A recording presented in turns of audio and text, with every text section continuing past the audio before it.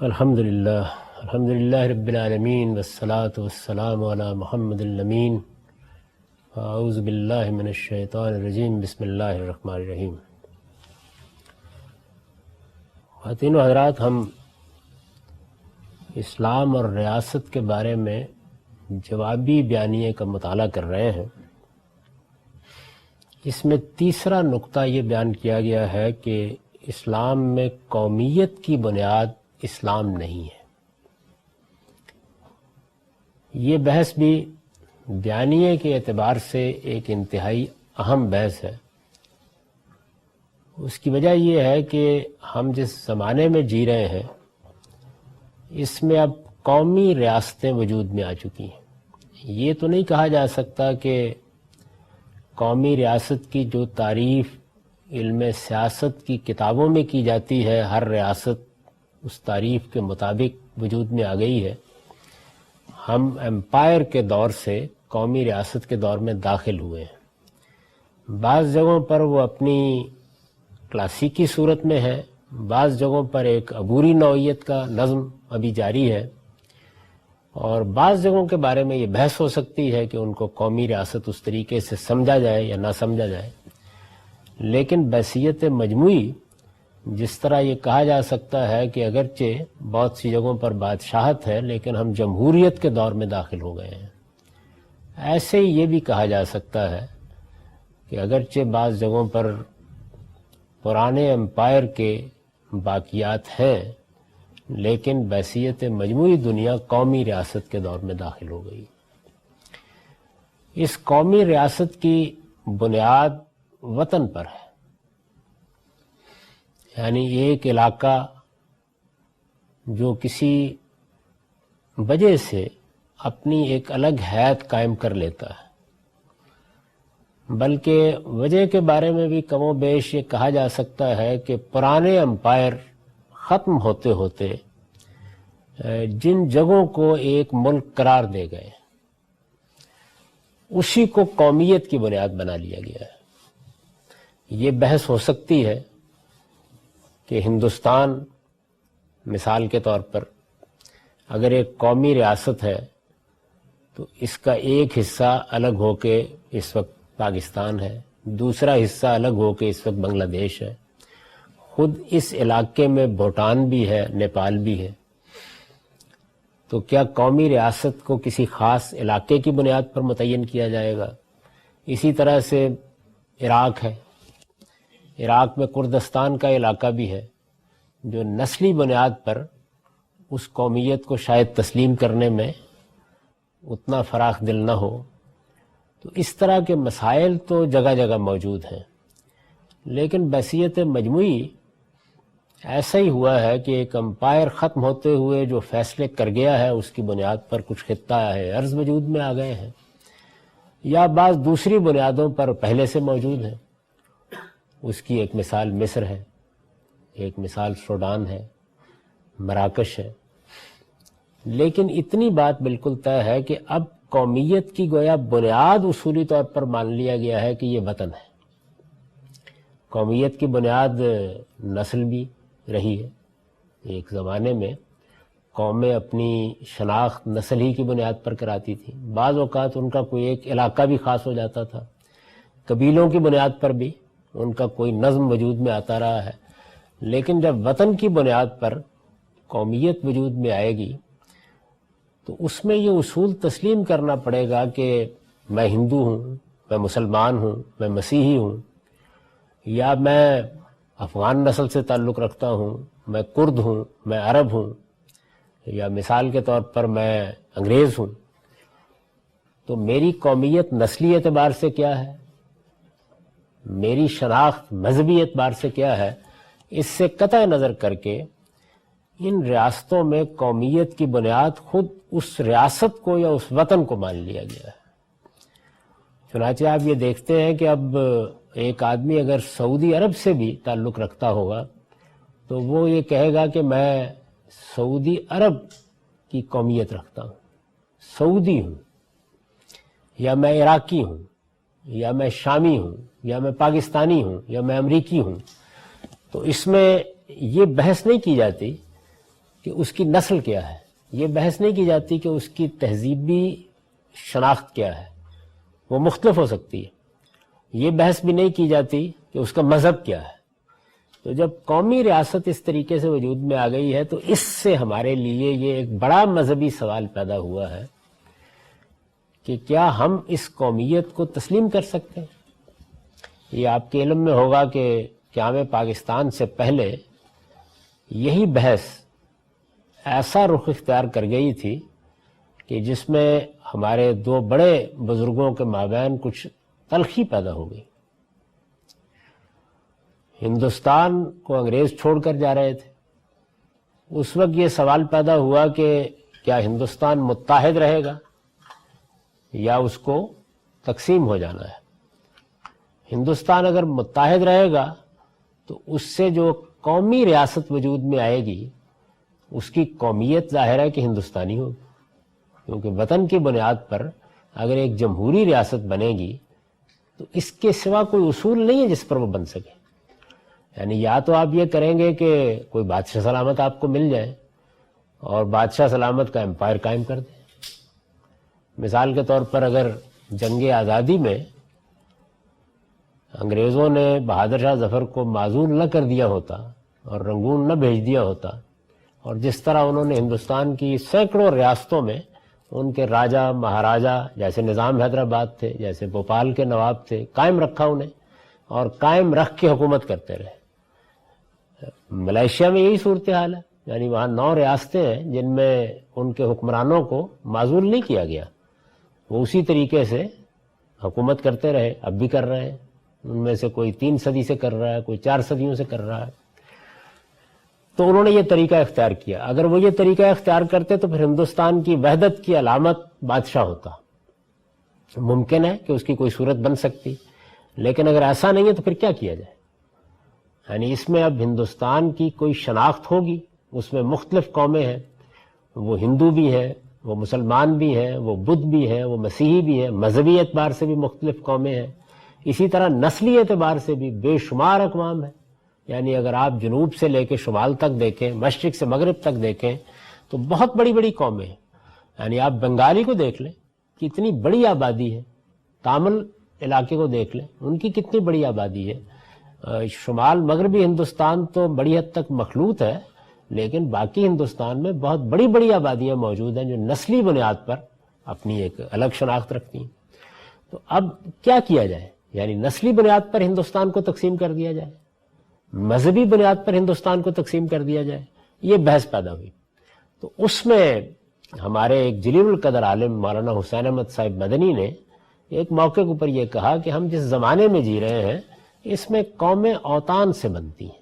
یعنی اب گویا وطنی قومیت کا دور شروع ہو چکا ہوا ہے. اس میں وطن کی بنیاد پر قومی شناخت قائم ہو جاتی ہے، اور اس کا لازمی نتیجہ یہ ہے کہ اگر قوم وطن کی بنیاد پر بنتی ہے تو ہندوستان ہمارا وطن ہے، تو ہم سب کے سب لوگ اس میں، خواہ ہمارا تعلق کسی الگ نسل سے ہے، الگ تہذیبی شناخت سے ہے یا الگ مذہب سے ہے، ہم اس میں رہ سکتے ہیں اور ایک متحدہ حکومت قائم کر سکتے ہیں. اس جملے پر بڑا سخت رد عمل ہوا بہت سے لوگوں کی طرف سے، جن میں نمایاں ترین مثال علامہ اقبال کی. انہوں نے مولانا حسین احمد مدنی صاحب کو براہ راست مخاطب کر کے وہ اشعار کہے جو اب ارمغان حجاز میں ہیں، اور اس میں بڑا سخت لب و لہجہ اختیار کیا. سرود برسر ممبر کہ ملت از وطن است، چہ بے خبر ز مقام محمد عربی است. یعنی حسین احمد مدنی نے، جو ایک بڑے عالم تھے دیوبند کے، ممبر پر بیٹھ کر یہ کہہ دیا ہے کہ قومیں وطن سے بنتی ہیں، ملت از وطن است. یہ شخص محمد عربی کے مقام سے کتنا بے خبر ہے. اور پھر ان کا نام لے کر کہا کہ دیوبند حسین احمد ہی چہ بولا جبیست. یعنی دیوبند جیسا ادارہ، اس میں حسین احمد جیسا عالم، وہ ایسی بات کر رہے ہیں، اس سے زیادہ تعجب کی بات کیا ہو سکتی ہے. ان کی ایک نظم بھی ہے بانگ درا میں، وطنیت بحثیت ایک سیاسی تصور کے، اس میں بھی کم و بیش یہی لب و لہجہ ہے.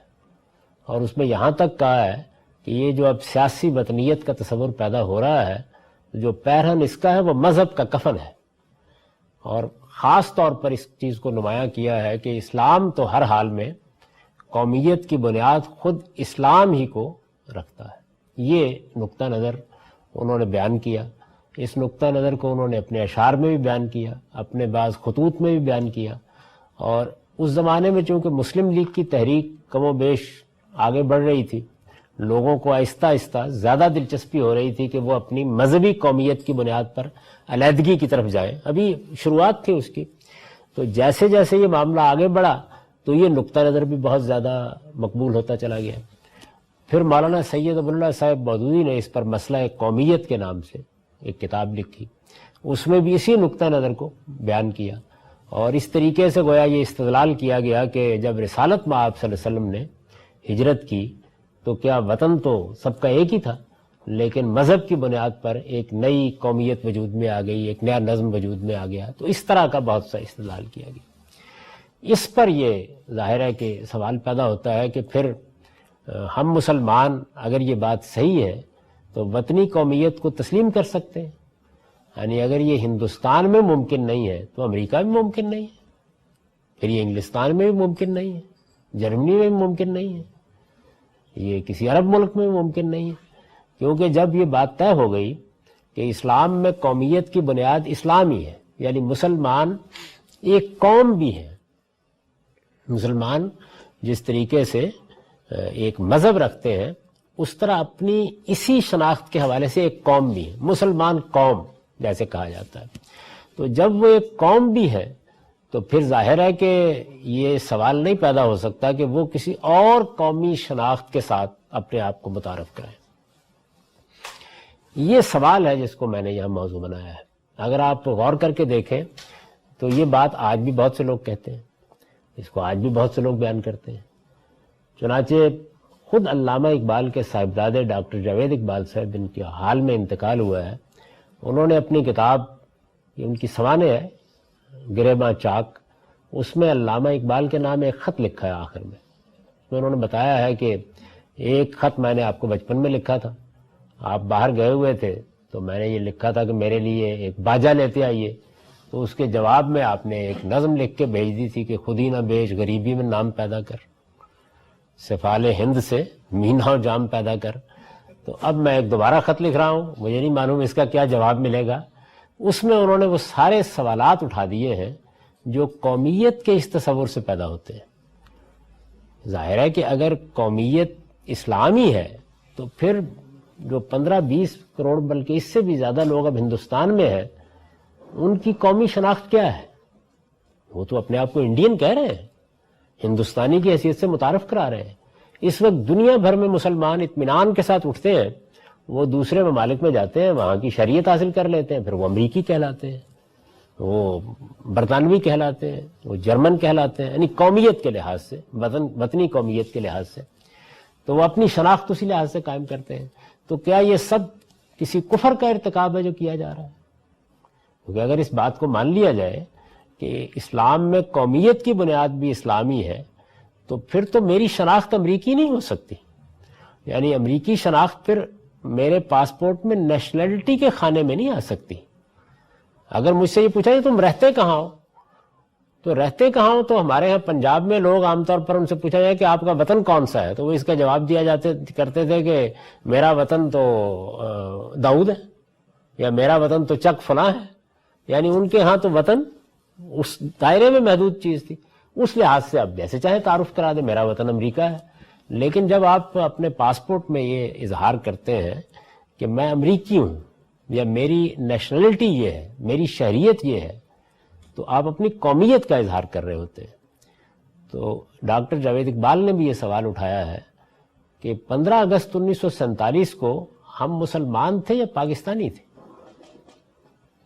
یعنی اگلے دن تو ہم نے اپنی شناخت دوسری تبدیل کر لی, اور اب اس کے بعد پھر اگر یہ شناخت ہے تو پھر افغانی کیوں ہے, پھر ایرانی کیوں ہے, پھر عرب کیوں ہے؟ یعنی حقیقت کیا ہے, کیا راستہ اختیار کرنا چاہیے؟ اس کا ایک تو وہ طریقہ ہے جو بالعموم لوگ ہمارے اختیار کرتے ہیں, اور جو اوپر ہم نے بحث کی تھی دوسرے نقطے کے ذیل میں, اس کو بھی ساتھ متعلق کر لیجئے. اور وہ یہ ہے کہ یہ تو اصل میں ایک استعمار نے ہماری تقسیم کر دی ہے. اصلاً تو ہمیں ایک عالمی خلافت قائم کرنی ہے, اور مسلمان ہونے کی بنیاد پر وہ خلافت ہی ہمارا اصل نظم بنے گی، اور ظاہر ہے کہ پھر وہی شناخت بھی ہوگی۔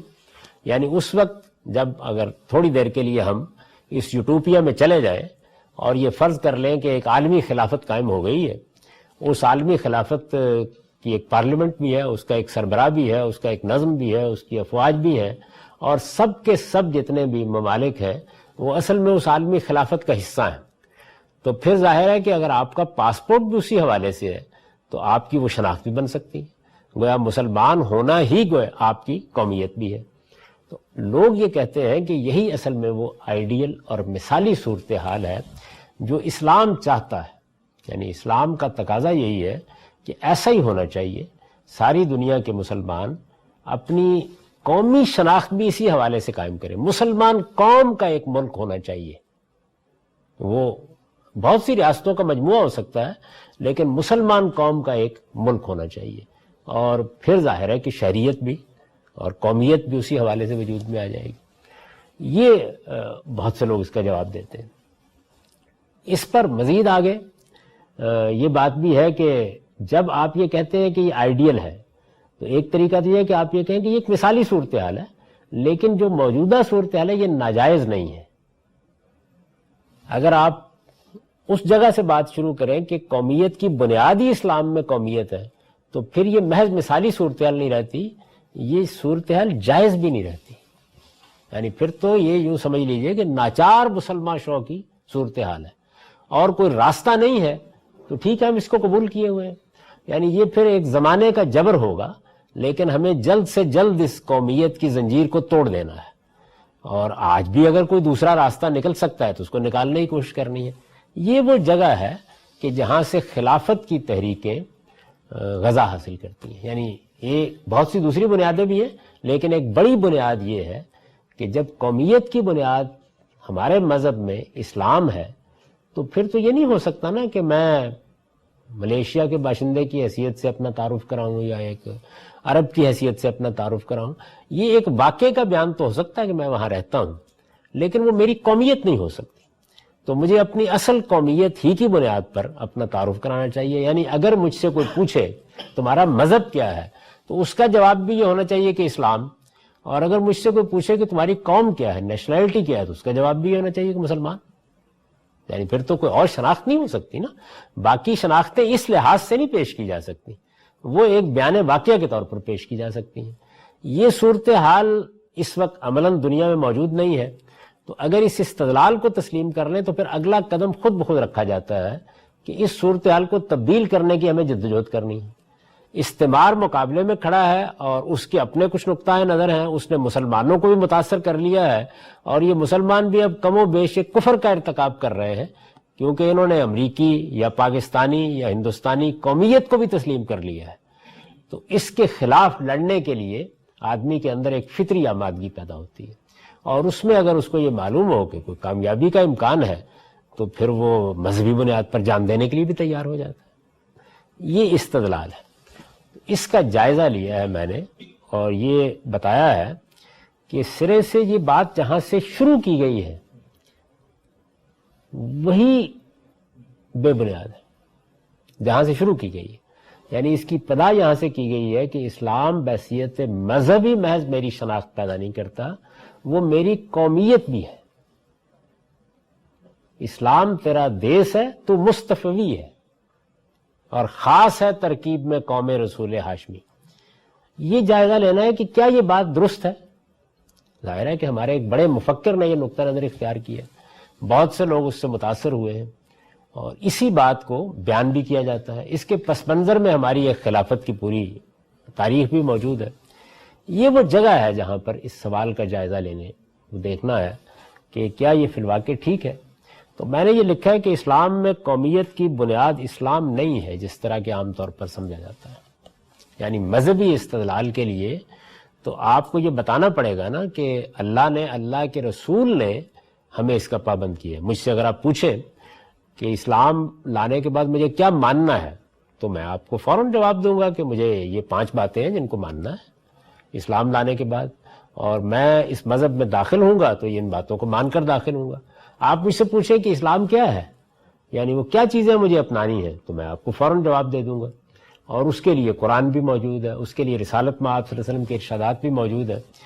اس بات کے لیے کہ اسلام میں قومیت کی بنیاد بھی اسلام ہے، یا میری قومیت مسلمان ہونا ہے، قومیت مسلمان، میرا مذہب اسلام ہے اور اس کے لحاظ سے میں مسلم ہوں یا مسلمان ہوں، یہ ایک اور بات ہے، لیکن میری قومیت بھی مسلمان ہونا ہے، اس کی کیا دلیل ہے، یہ ہے سوال۔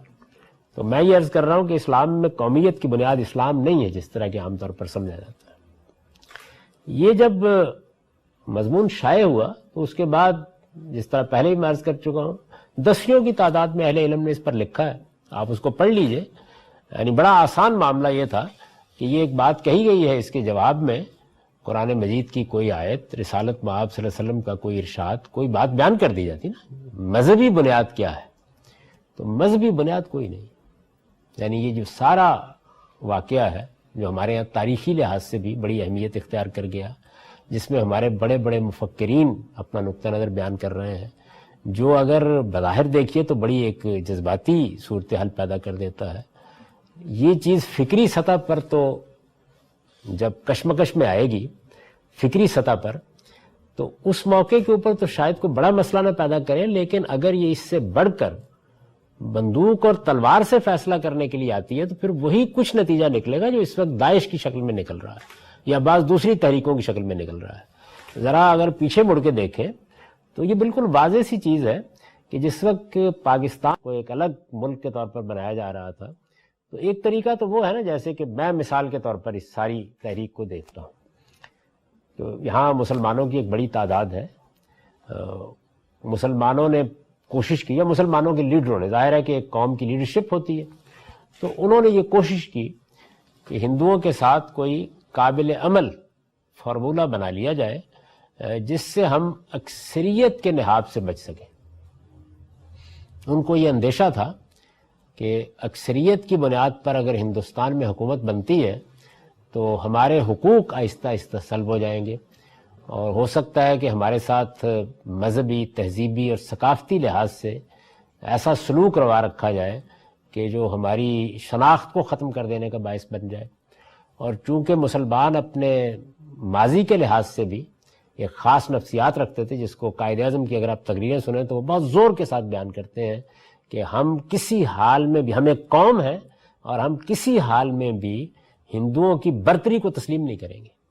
یعنی وہ برتری ظاہر اکثریت کی وجہ سے نمایاں ہو رہی تھی یہاں پہ، یعنی جمہوریت کے اصول کو مانا جائے تو حکومت ان کو بنانی تھی، اور اگر جمہوریت کے اصول کو نہ مانا جائے تو پھر کیا کیا جائے؟ تو انہوں نے اس کے لیے بہت سے اقدامات کیے، 14 نکات بہت شہرت رکھتے ہیں جناح صاحب کے، ان کی بنیاد پر بھی یہ کوشش کی گئی کہ کوئی راستہ نکل آئے، لیکن کوئی راستہ نہیں نکلا۔ جب راستہ نہیں نکلا تو جو بنیاد قائم کی گئی وہ ایک سیاسی چیز ہے کہ ہم اس وقت اپنی ایک خاص شناخت رکھتے ہیں، اس خاص شناخت میں ہماری تہذیب بھی ہے، ہماری ثقافت بھی ہے، ہماری معاشرت بھی ہے، ہمارے مذہبی نقطۂ نظر بھی ہیں، ان کی بنیاد پر ہماری ایک الگ شناخت ہے، اور اس شناخت کو ہم دیکھ رہے ہیں کہ وہ یہاں پہ مجروح ہوگی۔ لہٰذا جب ایک خطہ ارض میں ہماری اکثریت بھی ہے اور یہ اصول تسلیم کر لیا گیا ہے کہ جمہوریت کی بنیاد پر اور حق خود ارادی کی بنیاد پر قومیں اپنے آپ کو الگ بھی کر سکتی ہیں اور نئے ملک بھی بنا سکتی ہیں اور اپنا نظم بھی چلا سکتی ہیں، تو ہم بھی یہ مطالبہ کرتے ہیں۔ تو یہ ایک بالکل سیاسی مطالبہ ہے، اس لحاظ سے اس پر کوئی اعتراض نہیں کیا جا سکتا، یعنی مذہبی اعتراض نہیں کیا جا سکتا۔ لیکن جس وقت آپ یہ کہتے ہیں کہ ہم نے یہ اس بنیاد پر ملک بنایا ہے کہ مسلمان تو اپنی قومیت رکھتا ہے، وہ کسی دوسری قومیت کا حصہ بن کیسے سکتا ہے؟ تو پھر ڈاکٹر جاوید اقبال یہ سوال اٹھاتے ہیں کہ پھر وہ مسلمان جن کو ہم کہہ رہے ہیں کہ وہ ہندوستان میں رہے، وہ اس کا حصہ کیسے بن جائیں گے؟ اور پھر ہم جو اپنے لیے سرحدیں طے کریں گے، ان سرحدوں کو بھی تو وہ حیثیت نہیں ملنی چاہیے جو اس وقت ہم نے دے رکھی ہوئی ہے، یعنی ان کے اندر فطری توسیع ہونی چاہیے، ان کو آگے بڑھنا چاہیے۔ پھر اس کے بعد باقی مسلمان ملکوں کو بھی ہمیں دعوت دینی چاہیے کہ یا ہم تمہارا حصہ بنتے ہیں یا تم ہمارا حصہ بنو گے۔ پھر اس کے بعد جو اس وقت قومیت کی بنیاد پر مختلف شناختیں قائم ہو گئی ہیں، ان کو بھی ہمیں ہدف بنانا چاہیے، یعنی واقع میں تو وہ موجود ہے لیکن پھر وہ ہمارا ہدف ہونی چاہیے کہ ان کا خاتمہ ہو۔ اس تحریک کو، یعنی پاکستان کی تحریک اگر قومیت اسلام کی بنیاد پر اٹھائی گئی ہے تو پھر اس تحریک کو آپ روک نہیں سکتے پاکستان پر، پھر وہ توسیع چاہے گی، یعنی وہ دوسری قوموں کو پھر یہ کہے گی کہ تم لوگ غلط جگہ پہ کھڑے ہو، یعنی یہ افغانی ہونا اور یہ ترک ہونا اور یہ تتاری ہونا یہ تمہارے شان ہی نہیں ہے، تم اپنے آپ کو اس سے بلند کرو اور وہ شناخت قبول کرو جو تمہیں تمہارے مذہب نے دی ہے، اور وہ ایک مسلمان قوم کی شناخت ہے، اور یہی شناخت ہے جس کی بنیاد پر تمہاری مملکت بھی قائم ہونی چاہیے، تمہارا سیاسی نظم بھی قائم ہونا چاہیے، پھر تو ہمیں اس کی دعوت دینی چاہیے۔ اسی طریقے سے اس کو ہم پھر کیسے قبول کر لیتے ہیں، یعنی 14 اگست 1947 کو ہم جو جنگ لڑ رہے تھے وہ 15 اگست کو اس صورت میں کیوں تبدیل ہو گئی کہ اب ہم یہ کہہ رہے ہیں کہ ہم پاکستانی ہیں اور سب سے مطالبہ کر رہے ہیں کہ اپنے آپ کو پاکستانی کہیے، اور پھر اس کے بعد ظاہر ہے یہ سوال بھی پیدا ہوگا کہ یہ جو ہم باقی اپنے ہاں بسنے والی اقوام یا مذاہب سے گفتگو کر رہے ہیں اس کی کیا بنیاد باقی رہ جاتی ہے؟ یعنی اس کا تو لازمی نتیجہ پھر یہ نکلے گا کہ ایک بدھ پاکستانی نہیں ہو سکتا۔ اگر پاکستان کا مطلب یہ ہے کہ ہماری ایک مسلمان قومیت قائم ہو گئی ہے تو پھر ایک بدھ تو پاکستانی نہیں ہو سکتا، لیکن 15 اگست 1947 کو ایک بدھ بھی پاکستانی ہو گیا، ایک مسیحی بھی پاکستانی ہو گیا، ایک یہودی بھی پاکستانی ہو گیا، جو اس سرزمین میں رہتا ہے ہم بھی پاکستانی ہو گئے۔ اچھا پھر کیا ہمارے اور ان کے درمیان کوئی فرق ہوگا؟ اگر وطنی قومیت کی بنیاد پر اس ملک کو قائم کیا گیا ہے اور یہ وطنی قومیت کی بنیاد پر اپنی شناخت رکھتا ہے تو پھر فرق نہیں کیا جا سکتا۔ اگر مذہب کی بنیاد کے اوپر آپ نے اپنی قومیت قائم کی ہے تو جس طرح آپ کو ذمہ داری اٹھانی پڑے گی کہ جو لوگ ہندوستان میں ہیں ان کے لیے بھی اپنے دروازے کھولیں، اسی طرح آگے بھی توسیع کے لیے بڑھنا پڑے گا۔ تو یہ جو ایک نقطہ نظر کے بعد پھر عملی اقدامات میں تضاد پیدا ہوتا ہے، انہوں نے اپنے اس خط میں اس تضاد کو نمایاں کیا ہے، یعنی اس کے جتنے اہم نکات تھے ان کو بالکل نمایاں کر کے سامنے رکھ دیے کہ یہ بتائیے اس وقت آپ تو وہاں بیٹھے ہوں گے اللہ تعالیٰ کے پاس، تو وہاں سے اب ایک خط لکھیے اور بتا دیجئے کہ اب اس مسئلے کا کیا حل ہے، اس تضاد کو کیسے رفع کیا جائے۔ تو یہ تضاد جس جگہ سے اٹھا ہے وہ میں عرض کر رہا ہوں کہ وہ جگہ دیکھنا چاہیے، یعنی ہمیشہ جب آپ کسی چیز کا جائزہ لیتے ہیں تو آپ کو یہ دیکھنا چاہیے کہ جس بنیاد سے بات کی جا رہی ہے وہ بنیاد بھی اپنی جگہ ثابت ہے یا نہیں ثابت۔ تو اسلام میں یہ کس جگہ لکھا ہوا ہے کہ جیسے ہی ہم مذہب اسلام کو قبول کرتے ہیں، آج مثال کے طور پر ایک انگریز ہے، آپ نے اس کو دعوت دی، وہ اسلام قبول کر لیتا ہے، تو اب اس کی قومیت انگریز نہیں رہے گی، اس کی قومیت برطانوی نہیں رہے گی۔ یعنی اپنی جگہ بیٹھ کے نہ سوچئے نا، اس لیے کہ ہم تو ایک صدیوں کا پس منظر رکھتے ہیں۔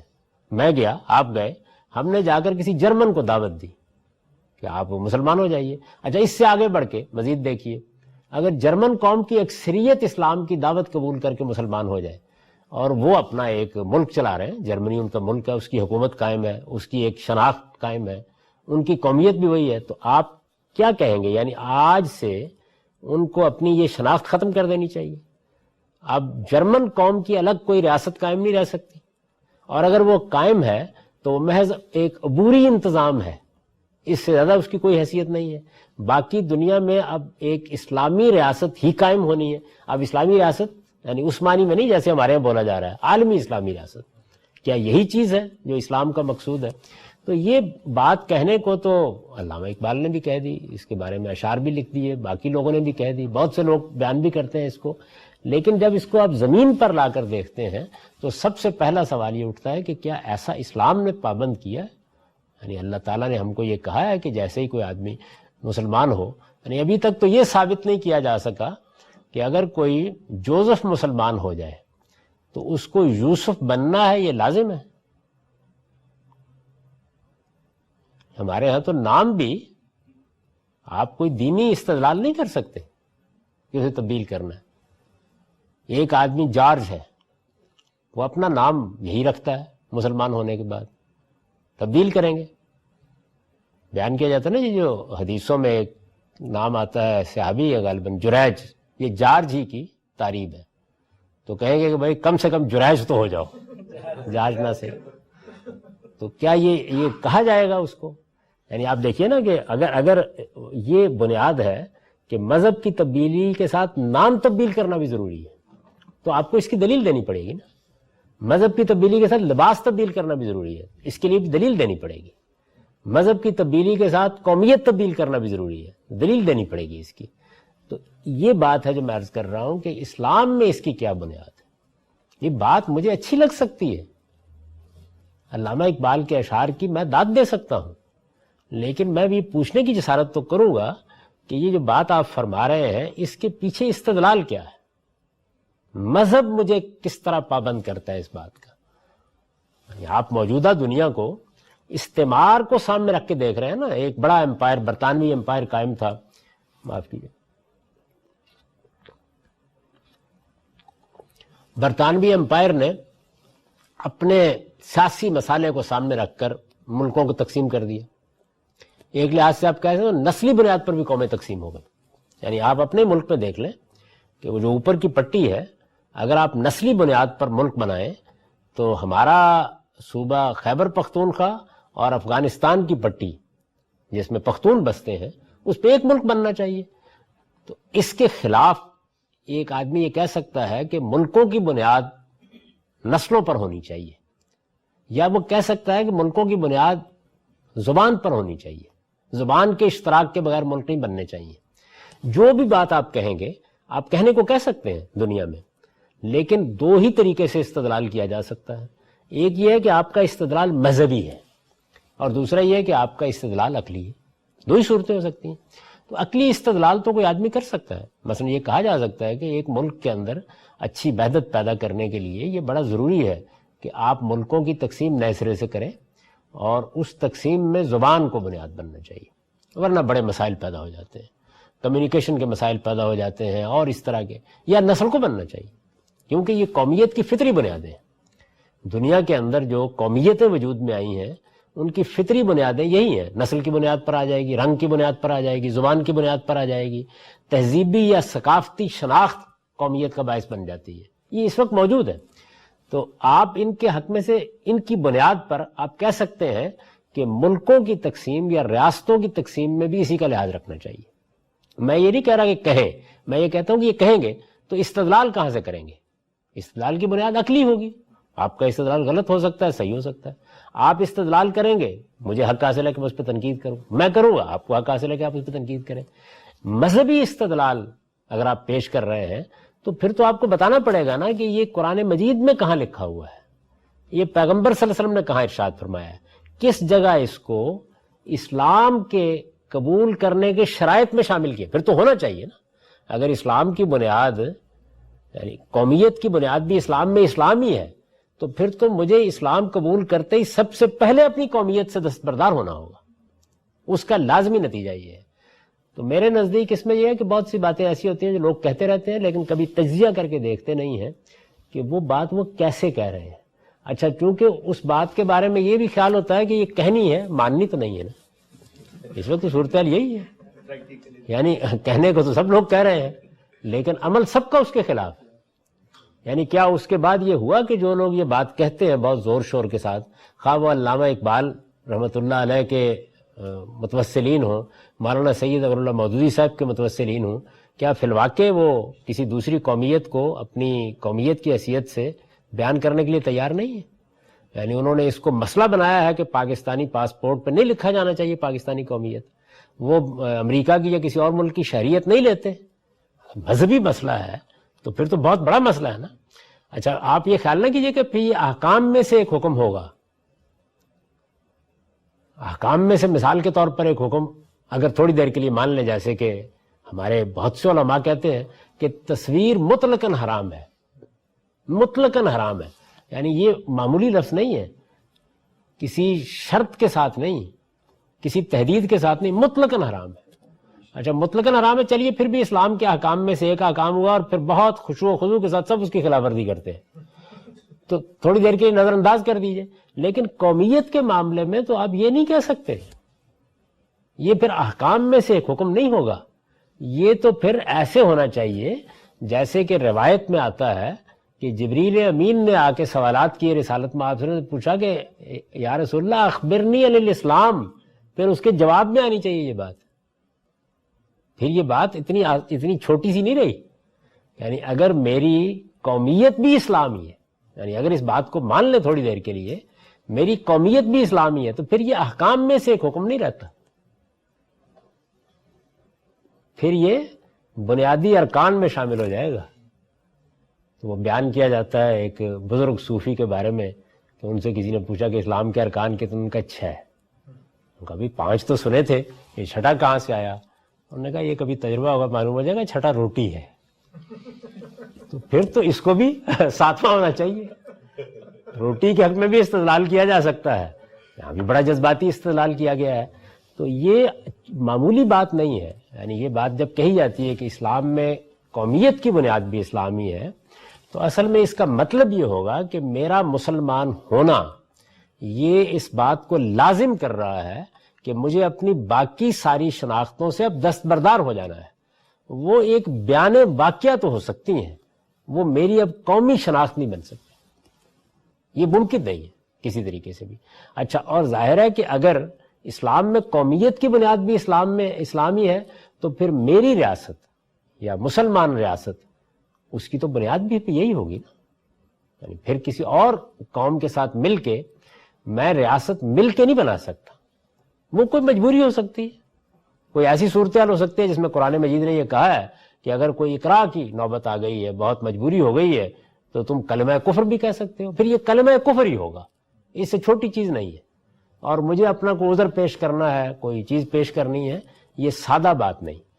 اسلام میں قومیت کی بنیاد اگر اسلام ہے تو پھر یہ میری شناخت ہوگی، پھر مجھے اسلام قبول کرتے ہی اپنی ہر شناخت سے دستبردار ہونا ہوگا۔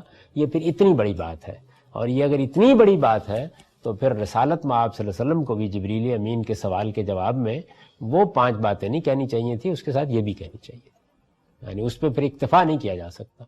آپ قرآن مجید کو شروع سے لے کے آخر تک پڑھ جائیے، اسی طریقے سے آپ حدیثوں کے سارے ذخیرے پر نظر ڈال لیجئے، آپ کو یہ مضمون بھی کہیں نہیں ملے گا، یعنی قومیت کا مسئلہ ہی زیر بحث نہیں ہے۔ تو اس سے یہ بات بالکل واضح ہو جاتی ہے کہ یہ جتنا بھی خطابت کا مظاہرہ ہے یہ اپنی جگہ پر بڑی اہمیت رکھتا ہوگا، لیکن یہ بالکل بے بنیاد ہے، بیس لیس ہے۔ اس کے بارے میں کوئی مذہبی استدلال نہیں پیش کیا جا سکتا۔ اسلام میں قومیت کی بنیاد اسلام نہیں ہے، جس طرح کہ عام طور پر سمجھا جاتا ہے۔ یہ میں نے اس لیے کہا عام طور پر سمجھا جاتا ہے کہ آپ کسی آدمی سے بات کر کے دیکھ لیجئے، وہ ان سارے تضادات کے باوجود یہ بات کہہ دے جی اسلام میں تو قوم، ہماری تو قوم مسلمان ہے، مسلمان قوم یہ اصل میں ہماری شناخت ہے، یہ ہم پہلے مسلمان ہیں اور یہی چیز ہے جس کو ہم بیان کریں گے۔ اس کے بعد باقی چیزیں تو بس ایک واقعہ ہے جس کا ہم کبھی کبھی اظہار کر دیتے ہیں، تو یہ بالکل بے بنیاد بات ہے جیسے کہ عام طور پر سمجھا جاتا ہے۔ قرآن و حدیث میں کسی جگہ یہ نہیں کہا گیا کہ مسلمان ایک قوم ہے، یعنی ایک تو یہ نا حکم دیا جاتا، ایک یہ کہ اسلام کی بنیاد قرار دیا جاتا، جیسے کہ میں نے عرض کیا ہے اسلام کی بنیاد قرار دیا جاتا تو پھر تو بڑی غیر معمولی بات ہوتی اور وہی ہونی بھی چاہیے تھی اگر ایسا ہوتا، حکم ہی دے دیا جاتا کسی جگہ، ایسا بھی نہیں، یعنی اگرچہ وہ بات پھر اتنی غیر معمولی نہ ہوتی، لیکن بہرحال اللہ کے احکام میں سے ایک حکم ہوتا، اللہ کے پیغمبر کے ارشادات میں سے ایک واجب الاطاعت بات ہوتی، لیکن ایسا بھی نہیں۔ قرآن و حدیث میں کسی جگہ یہ نہیں کہا گیا کہ مسلمان ایک قوم ہے یا انہیں ایک ہی قوم ہونا چاہیے، نہ یہ کہا گیا ہے کہ مسلمان ایک قوم ہے، نہ یہ کہا گیا ہے کہ اسلام میں قومیت بھی شامل ہے، نہ یہ کہا گیا ہے کہ ان کو ایک قوم ہونا چاہیے، ان میں سے کوئی بات نہیں کہی گئی، بلکہ یہ کہا گیا ہے کہ انما المومنون اخوہ، مسلمان آپس میں بھائی بھائی۔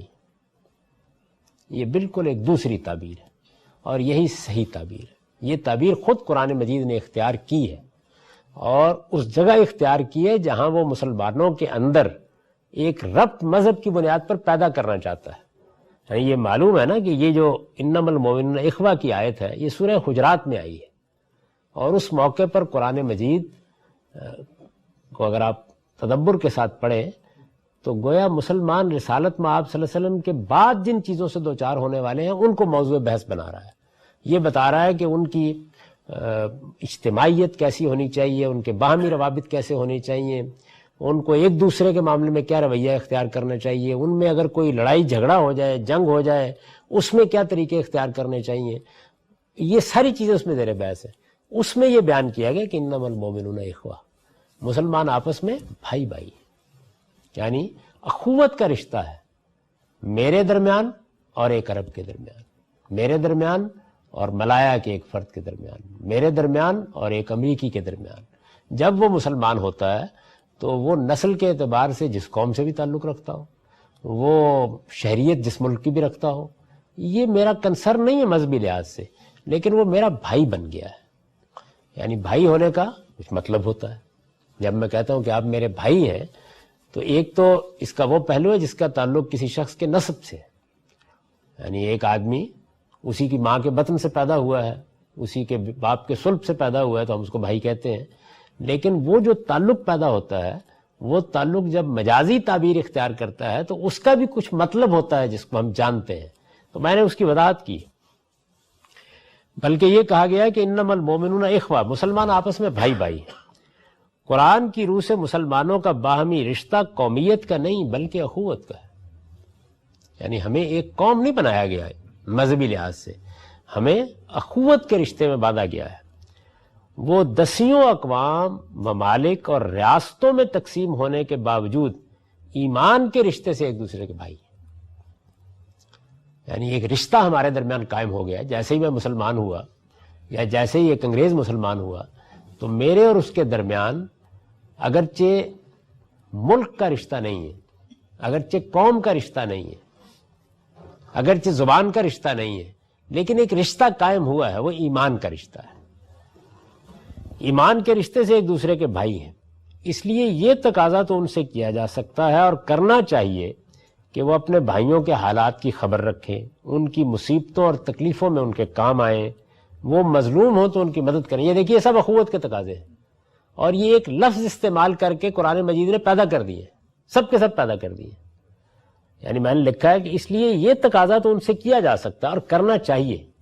جب میں کہتا ہوں کہ میں ایمان کے رشتے میں بندھا ہوا ہوں ایک عرب کے ساتھ، یا عرب میرے ساتھ، یا ایک مراکشی میرے ساتھ اور میں ایک مراکشی کے ساتھ، تو یہ تقاضا کرنا چاہیے مجھ سے بھی اور اس سے بھی کہ وہ اپنے بھائیوں کے حالات کی خبر رکھیں.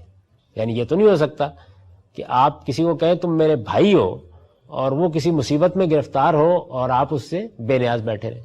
اپنے بھائیوں کے حالات کی خبر رکھیں، ان کی مصیبتوں اور تکلیفوں میں ان کے کام آئیں. مصیبت اور تکلیف کسی شخص پر آئی ہے تو ایک انسانیت کا رشتہ ہے. تو وہاں بھی دیکھیے نا کہ یہ تو نہیں کہا جاتا کہ ہم سب کے سب اب ایک باپ کی اولاد ہو گئے آج.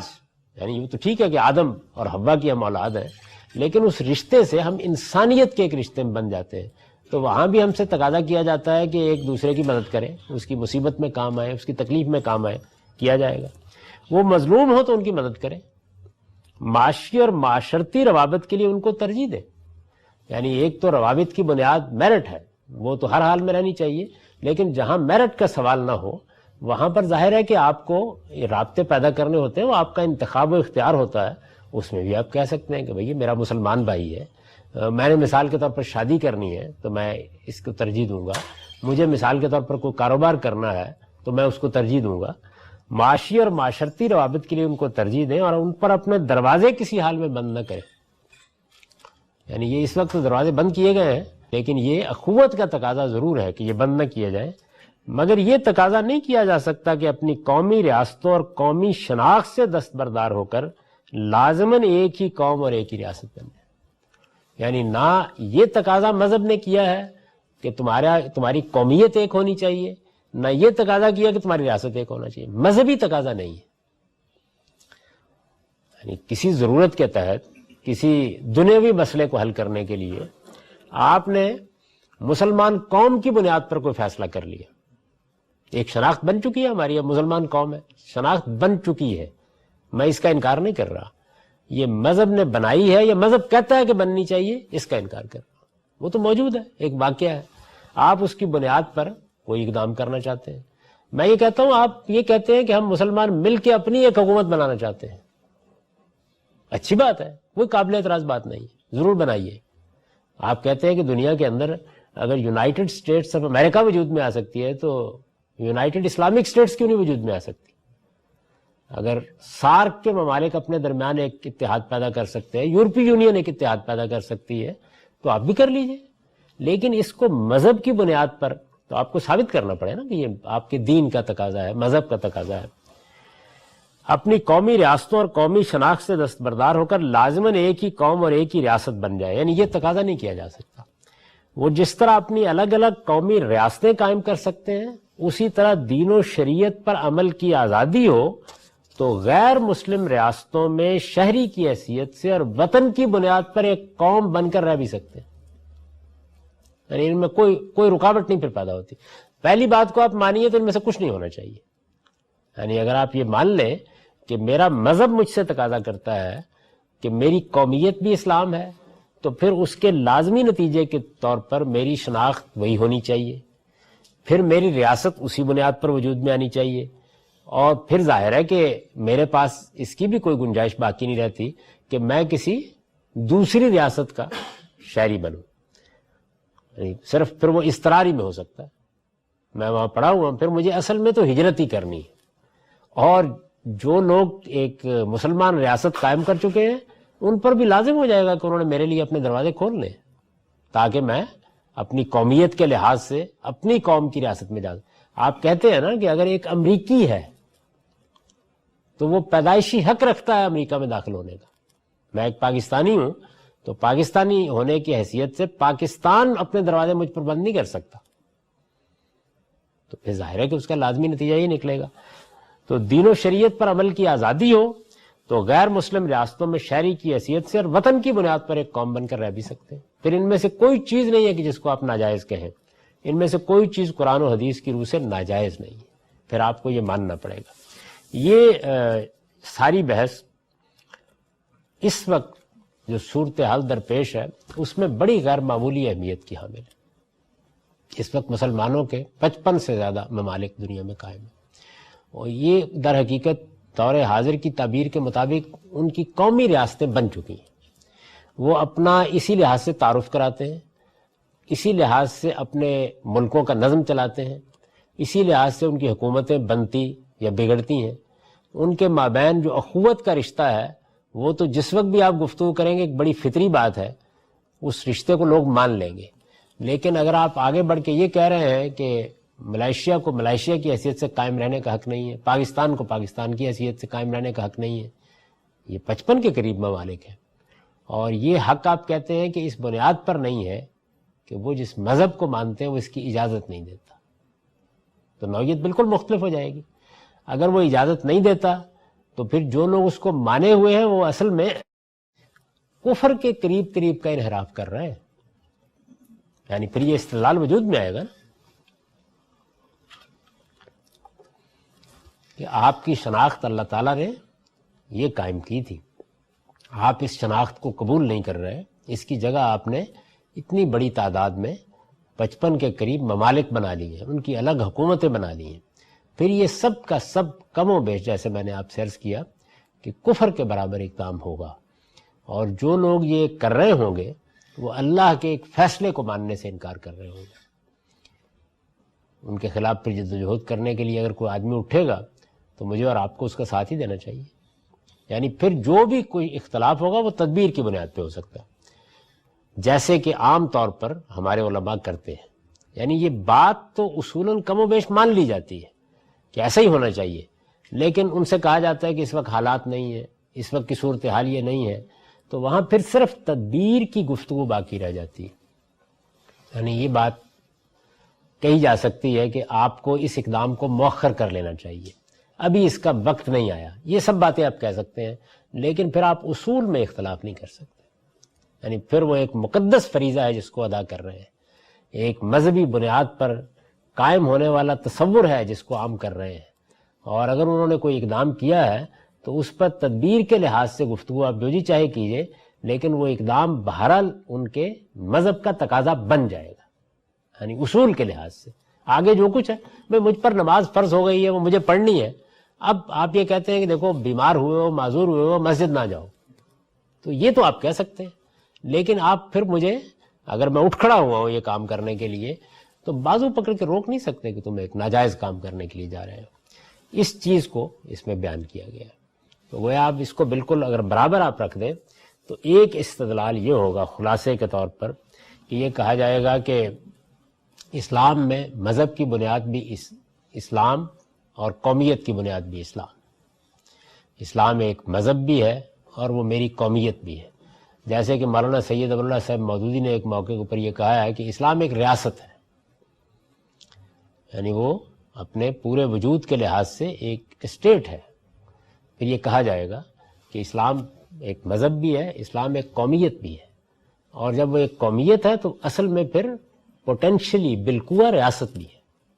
وہ آج قائم ہوا ہے، کل قائم نہیں ہوگا، وہ ایک الگ بات ہے، لیکن یہ عملی صورتحال ہوگی. تو جب وہ یہ سب کچھ ہے تو پھر اسلام کو ایک ریاست بننا چاہیے، اس کے لیے جدوجہد ہونی چاہیے، اس کے لیے خدا کے کچھ بندوں کو اٹھنا چاہیے، انہیں یہی نعرہ لے کے دنیا کے سامنے جانا چاہیے، اپنا یہ پیغام پہنچانا چاہیے. اب یہاں بحث ہوگی کہ یہ کام پرامن طریقے سے کرنا ہے، لوگوں کو راضی کر کے کرنا ہے، ان کی اصلاح کر کے کرنا ہے، یا پھر اس کام کو آپ نے بزور کر دینا ہے. یہ بحث ہوگی، اس سے آگے کوئی بحث نہیں ہو سکتی. ایک نقطہ نظر یہ ہے. اور دوسرا نقطہ نظر وہ ہے جس کو میں پیش کر رہا ہوں کہ جب آپ بالکل دیانتداری کے ساتھ اس سارے استدلال کا جائزہ لیتے ہیں تو یہ واضح ہو جاتا ہے کہ یہ ایک بے بنیاد تصور ہے، اس طرح کی کوئی چیز نہیں ہے. آپ نے اگر استدلال کرنا ہے تو یہ استدلال کیجئے کہ مسلمانوں کو ایسا کرنا چاہیے، یہ ان کے وجود کے لیے ایک اچھی چیز ہے، یہ ان کے دنیا میں سربلند ہونے کے لیے ایک اچھی چیز ہے، وہ دنیا میں اپنا مقام اس سے محفوظ کر سکتے ہیں، وہ دوسری قوموں کے مقابل میں ایک بڑی طاقت بن سکتے ہیں. یہ جتنا استدلال بھی آپ کریں گے یہ ایک علمی اور عقلی استدلال ہوگا، یہ آپ ضرور کریں، اس کی جدوجہد کرنے کا کوئی لائحہ عمل بنائیں، اس پر بھی مجھے کوئی اعتراض نہیں ہے. لیکن جس وقت آپ مذہبی استدلال کریں گے تو پھر میں وہی باتیں کہوں گا جو میں نے عرض کر دی ہیں کہ اسلام میں قومیت کی بنیاد اسلام نہیں ہے. اسلام جو رشتہ قائم کرتا ہے وہ اخوت اور بھائی چارے کا رشتہ ہے. اس کے بھی کچھ تقاضے ہیں، وہ ہم میں سے ہر مسلمان کو ملحوظ رکھنے چاہیے. لیکن یہ بات کہ ہم وطن کی بنیاد پر قوم بن کے نہیں رہ سکتے، نہیں، اگر میں ایک مسلمان ہوں اور میں ہندوستان میں رہتا ہوں تو میری قومیت انڈین ہو سکتی ہے، میری قومیت افغان ہو سکتی ہے، میری قومیت عرب ہو سکتی ہے. یہ میری قومی شناخت ہے. یہ نسل کی بنیاد پر بھی ہو سکتی ہے، یہ زبان کی بنیاد پر بھی ہو سکتی ہے، اور یہ وطن کی بنیاد پر بھی ہو سکتی ہے. ان شناختوں کو میں آگے ایک نظم میں بھی تبدیل کر سکتا ہوں. یعنی ایک قوم نسل کی بنیاد پر اپنا ایک نظم قائم کر سکتی ہے، ایک قوم وطن کی بنیاد پر اپنا ایک نظم قائم کر سکتی ہے. یہ ساری چیزیں ضرورت کے لحاظ سے ہو سکتی ہیں، ان میں سے کوئی چیز ناجائز نہیں ہے. اسی طریقے سے آگے بڑھ کر یہ کہا جا سکتا ہے کہ مذہب کی بنیاد پر بھی اپنی وہ شناخت قائم کرنا چاہیں کر لیں، لیکن یہ مذہب کا حکم نہیں ہے، مذہب کا تقاضا نہیں ہے، مذہب اس کو لازم نہیں کرتا. وہ بس اتنی بات کہتا ہے کہ تم سب آپس میں بھائی بھائی ہو اور تمہیں بھائی بھائی بن کے رہنا چاہیے. لہذا اخوت کو بنیاد بنا کر گفتگو کرنی ہو تو مذہب کی گفتگو کیجیے، اور اگر قومیت کو بنیاد بنا کے گفتگو کرنی ہے تو پھر آپ اس کے سیاسی، معاشرتی، معاشی فوائد بیان کیجیے. کر رہے ہیں نا لوگ، یعنی یورپی یونین کو جن لوگوں نے وجود بخشا ہے انہوں نے کوئی استدلال کیا ہوگا نا، وہ استدلال مذہبی استدلال تو نہیں ہے. تو آپ بھی اگر یہ کہتے ہیں کہ سارے مسلمان ملکوں کی ایک ریاست قائم ہو جانی چاہیے، ایک یونائٹڈ اسلامک اسٹیٹس وجود میں آ جانا چاہیے، اس کے لیے استدلال کیجئے، لیکن اسی طرح کا استدلال جیسے یورپی یونین قائم کرنے والے کر رہے ہیں. اس سے مختلف استدلال آپ کریں گے تو پھر اس سے اختلاف کیا جائے گا. تو یہ تیسرا نقطہ. آپ سے پہلا سوال یہ ہے کہ آپ نے فرمایا کہ پاکستان کی تقسیم کی جو وجوہات یا بنیاد بنی، اس میں جب لوگ پاکستان بن گئے تو اب ہر مذہب کا آدمی پاکستانی ہے. لیکن یہ تو ایک تاریخی حقیقت آپ تسلیم کریں گے نا کہ جب ہندوستان کی تقسیم کا مقدمہ اٹھایا گیا ہے تو وہ اٹھایا بنیادی طور پر مذہب کی بنیاد پہ گیا ہے. یعنی وہاں پر یہ کہا گیا ہے کہ مسلمان قوم یہاں پر غیر محفوظ ہے، نہ کہ یہ کہ کسی نسل کے باشندے. تو اس سے تو یہ بات ثابت ہوتی ہے کہ پاکستان کے تناظر میں تقسیم کی وجہ مذہب ہی تھی اور کوئی وجہ نہیں تھی. اس لیے وہاں سے مسلمان ہجرت کر کے آئے ہیں کہ ہم ایک جگہ پر جاتے ہیں. تو اس کا مطلب پاکستان کی تقسیم، یعنی ہم اس تاریخی مخمصے کو اگر حل کریں تو وہ یہ بات درست ہوگی کہ تقسیم پاکستان کی وجہ مذہبی شناختی اور دو قومی نظریہ. دیکھیے، میں نے اپنی اس گفتگو کے دوران میں عرض کیا کہ قومیت کی بنیادیں بہت سی ہیں. قومی شناخت کا احساس نسل کی بنیاد پر پیدا ہو جاتا ہے. آپ یہ دیکھیے، آپ کے شمال مغربی علاقوں میں یہ بڑا شدید احساس نسل کی بنیاد پر ہے. یعنی پختون آسانی سے کسی دوسرے کے ساتھ اختلاط گوارا کرنے کے لیے تیار نہیں ہوتے. یہ زبان کی بنیاد پر بھی ہو جاتا ہے. ہمارے اور مشرقی پاکستان کے درمیان زبان کا مسئلہ ایک مسئلہ بن گیا. یہ ہمیں معلوم ہے نا, یعنی خود قائد اعظم کو جا کر یہ کہنا پڑا کہ پاکستان کی زبان اردو ہوگی, لیکن وہ بات نہیں مانی گئی. اور مجھے نہیں معلوم, تو آپ تو ظاہر ہے اس وقت کبھی پیدا بھی نہیں ہوئے ہوں گے, لیکن ہم نے تو پاکستان کے ریڈیو پر بنگالی کی خبریں روزانہ سنی ہیں. یعنی ایک زمانے میں پھر مان لیا گیا کہ 2 زبانیں پاکستان کی قومی زبانیں ہیں, اور دونوں زبانوں میں خبریں بھی نشر ہوتی تھیں اور سارے معاملات بھی کیے جاتے تھے. ہمارا دارالحکومت بھی ڈھاکہ منتقل ہوتا رہتا تھا, ہماری سپریم کورٹ بھی ڈھاکہ منتقل ہوتی رہتی تھی. تو یہ قومیت کی جو بنیاد ہے وہ بعض اوقات زبان بن جاتی ہے, یا تفریق کی بنیاد بھی زبان بن جاتی ہے. اسی طریقے سے مذہب بھی بن جاتا ہے. ایسا ہو سکتا ہے کسی موقع کے اوپر کہ آپ یہ کہیں کہ مذہبی بنیاد پر میرے کچھ مذہب کے تقاضے ہیں جو میں فلاں جگہ پہ پورے نہیں کر سکتا, کہہ سکتے ہیں. تو پاکستان کی تحریک جب اٹھی تو اس وقت قائد اعظم کا استدلال کیا سامنے آیا, یعنی یہ پہلے دن اگر یہی تھا تو پھر تو اصل میں کوئی حقوق کی جنگ نہیں ہونی چاہیے تھی. پھر تو یہ بنیاد یہ ہونی چاہیے تھی کہ چونکہ ہم مسلمان ہیں اس وجہ سے ہم تو ہندوستان میں رہ ہی نہیں سکتے. یعنی یہ تو مذہبی لحاظ سے ہمارے لیے ممکن ہی نہیں ہے. بات یہاں شروع ہونی چاہیے تھی نا, بات یہاں سے نہیں شروع ہوئی. بات یہاں سے شروع ہوئی کہ ہم بھی ایک قوم ہے. یہ دیکھیے, تامل بھی کہہ سکتے ہیں, یہ کشمیری بھی کہہ رہے ہیں, یہ ایک اور قوم بھی کہہ سکتی ہے کہ ہمارے اور آپ کے درمیان, یعنی ایک نسل پر مبنی گروہ بھی کہہ سکتا ہے, مذہب پر مبنی گروہ بھی کہہ سکتا ہے. وجود میں تو ہم آگ چکے ہیں نا, مذہب کی بنیاد پر بھی ہماری ایک شناخت قائم ہو چکی ہے. مسلمان قوم, میں نے آپ سے عرض کیا, بن چکے ہیں ہم. یہ ایک واقعہ ہے, یہ مذہبی پہلو نہیں ہے اس کا, یہ ایک واقعہ ہے. کیونکہ کوئی بھی شناخت آپ کی الگ حیثیت بنا دیتی ہے, تاریخی عمل اس کو بناتا ہے, بن گئی. تو آپ کہتے ہیں کہ اس مذہبی شناخت کو, یا میری یہ جو شناخت بنی ہے, اس میں میری ایک تہذیب ہے, میری ایک ثقافت ہے, میرا ایک رہن سہن ہے, میرے کچھ ہیروز ہیں, میری ایک زبان ہے. اب اردو زبان کی مذہبی حیثیت تو کوئی نہیں ہے, لیکن وہ مسلمانوں کی زبان بن چکی ہے. اس کو خطرہ لاحق ہو گیا ہے. تو اس وجہ سے اس کی حفاظت ہونی چاہیے. آپ اس حفاظت کے لیے مختلف تجاویز پیش کرتے ہیں, مختلف اقدامات کرتے ہیں, آپ کی بات نہیں بنتی تو آپ کہتے ہیں کہ پھر ہمیں آپ الگ کر دیجئے, ہم آپ کے ساتھ رہ نہیں سکتے. یہ بات آپ نسلی قومیت کی بنیاد پر بھی کہہ سکتے ہیں, یہ بات آپ مذہب کی بنیاد پر بھی کہہ سکتے ہیں, کسی بھی بنیاد کے اوپر. دیکھیے, خود جمہوریت کا اصول یہی کہہ رہا ہے. یعنی جمہوریت کا اصول جہاں بھی آپ مانیں گے اور حق خود ارادی کا اصول مانیں گے تو کوئی قومی شناخت یہ تقاضا کر سکتی ہے کہ ہم آپ کے ساتھ نہیں چلنے کے لیے تیار. کیونکہ وطنی قومیت کوئی الہامی چیز تو نہیں ہے نا, انسانوں نے اس کو وجود بخشا ہے. انسان کہہ سکتے ہیں جی ہمیں آپ الگ کر دیجئے, جیسے بنگالیوں نے آپ سے کہا تھوڑے عرصے کے بعد. تو یہ بات ہے جو قائد اعظم کہہ رہے تھے. یعنی بتدریج قائد اعظم نے جو موقف پیش کیا وہ یہ موقف تھا. میں اس وقت یہ نہیں بحث کر رہا کہ ان کا موقف صحیح تھا یا غلط تھا, ان کا موقف جو کچھ بھی تھا وہ ایسے وجود میں آیا. پہلے کوشش کی گئی کہ کوئی ایسا راستہ نکل آئے کہ ہندوستان میں, یعنی متحدہ ہندوستان میں جب حکومت بنے تو اس میں مسلمانوں کو بحیثیت قوم کسی بری صورتحال سے سابقہ پیش نہ آئے, ان کے حقوق محفوظ ہو جائیں. میں یہ عرض کر رہا ہوں کہ یہ جدوجہد انہی بنیادوں کے اوپر ہندوستان کے دلت بھی کر رہے تھے, وہ بھی کر رہے تھے, سکھ بھی کر رہے تھے, یہ سب کر رہے تھے. ایک سیٹلمنٹ ہونا ہے مختلف اقوام کے درمیان, کوئی بھی ہو سکتی ہے, نہیں ہوا, انہوں نے علیحدگی کا مطالبہ کر دیا.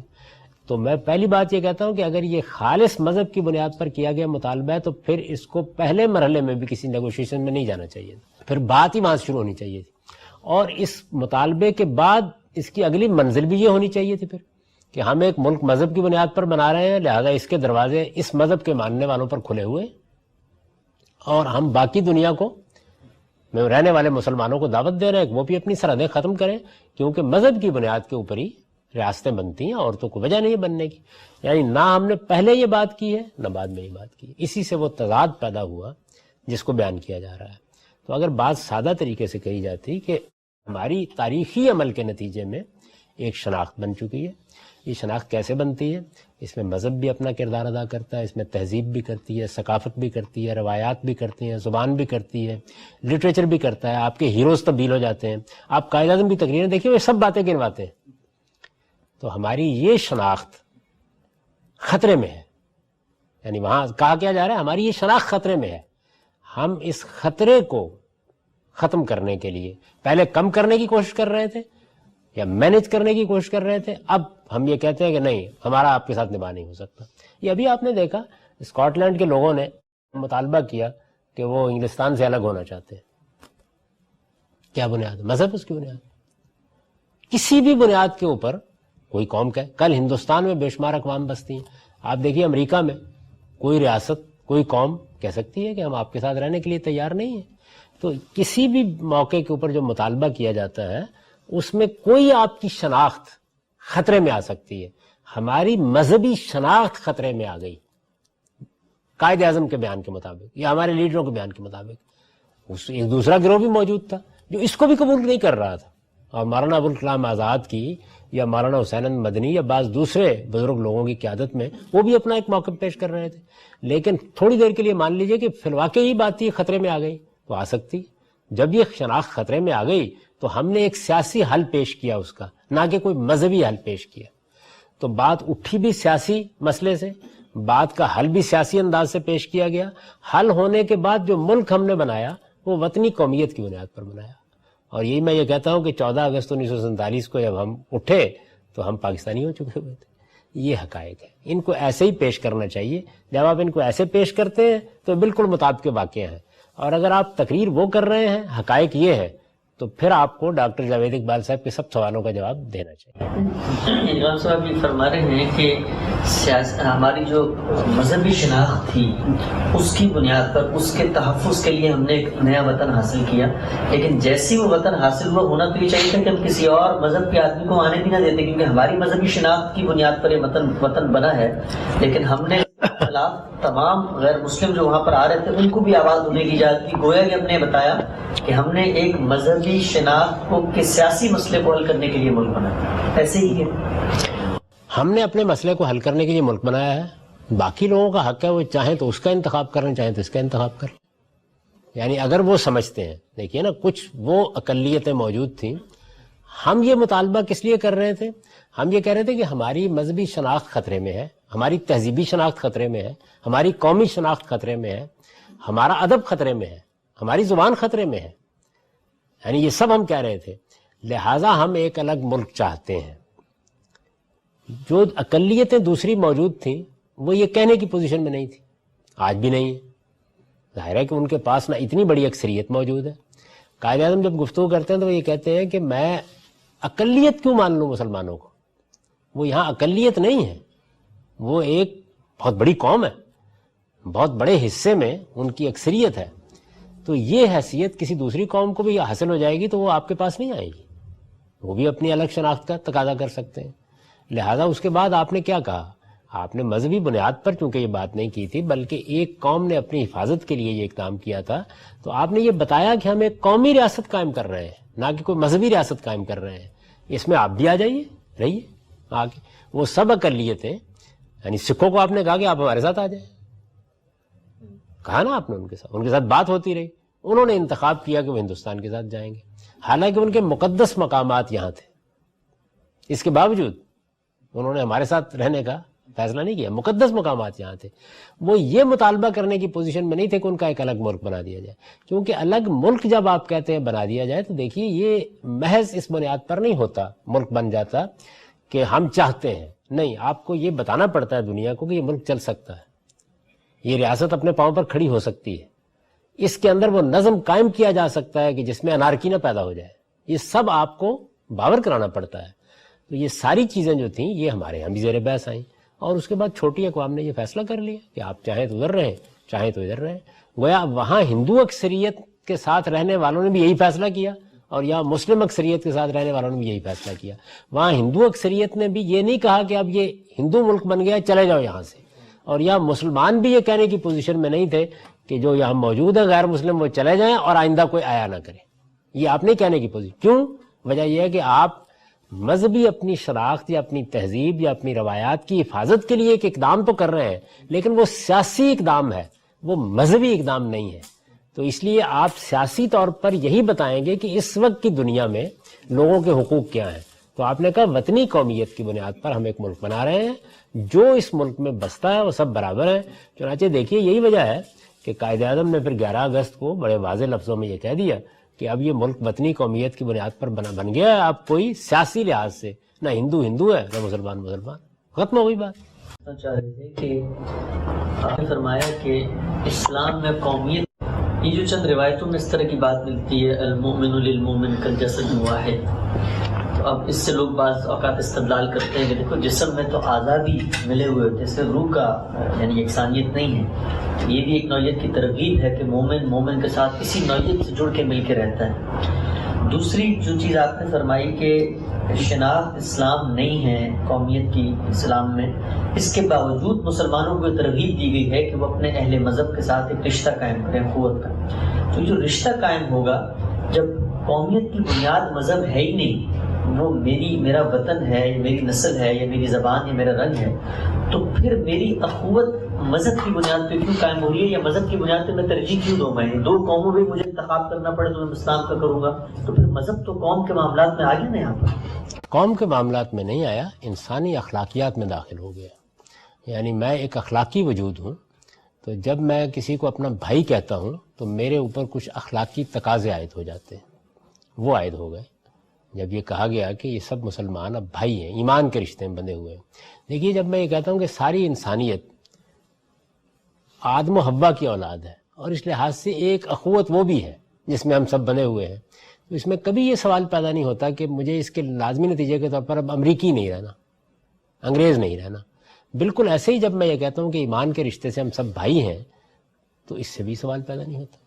اصل میں قومیت کا رشتہ ایک بالکل دوسری چیز پیدا کرتا ہے، وہ ایک سیاسی عصبیت پیدا کرتا ہے، اور اس سیاسی عصبیت کی بنیاد پر میں کچھ اقدامات کرنے کا پابند ہو جاتا ہوں، یا مجھے کرنے چاہیے.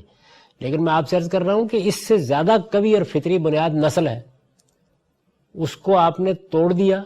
اور کتنی قومیں اس وقت دنیا میں بتائی جا سکتے ہیں جو نسلی لحاظ سے آدھی ادھر ہے آدھی ادھر ہے، موجود ہے نا. تو اس کا مطلب یہ ہے کہ آپ نے قوموں کو ایک ریاست میں ڈالنے کے لیے اس قومیت کی بنیاد کو بھی تسلیم نہیں کیا، تو اس سے کوئی فرق نہیں پیدا ہوا. یعنی نسلی قومیت کی بنیاد کو تسلیم نہیں کیا آپ نے، زبان کی بنیاد پر آپ نے، زبان بھی تو قومیت کی تشکیل کرتی، نہیں تسلیم کیا، کوئی فرق نہیں پڑا اس کے نتیجے میں. لیکن اس کے باوجود آپ کہتے ہیں کہ افغانی اور امریکی اور برطانوی اور پاکستانی انسانیت کے رشتے سے بھائی بھائی.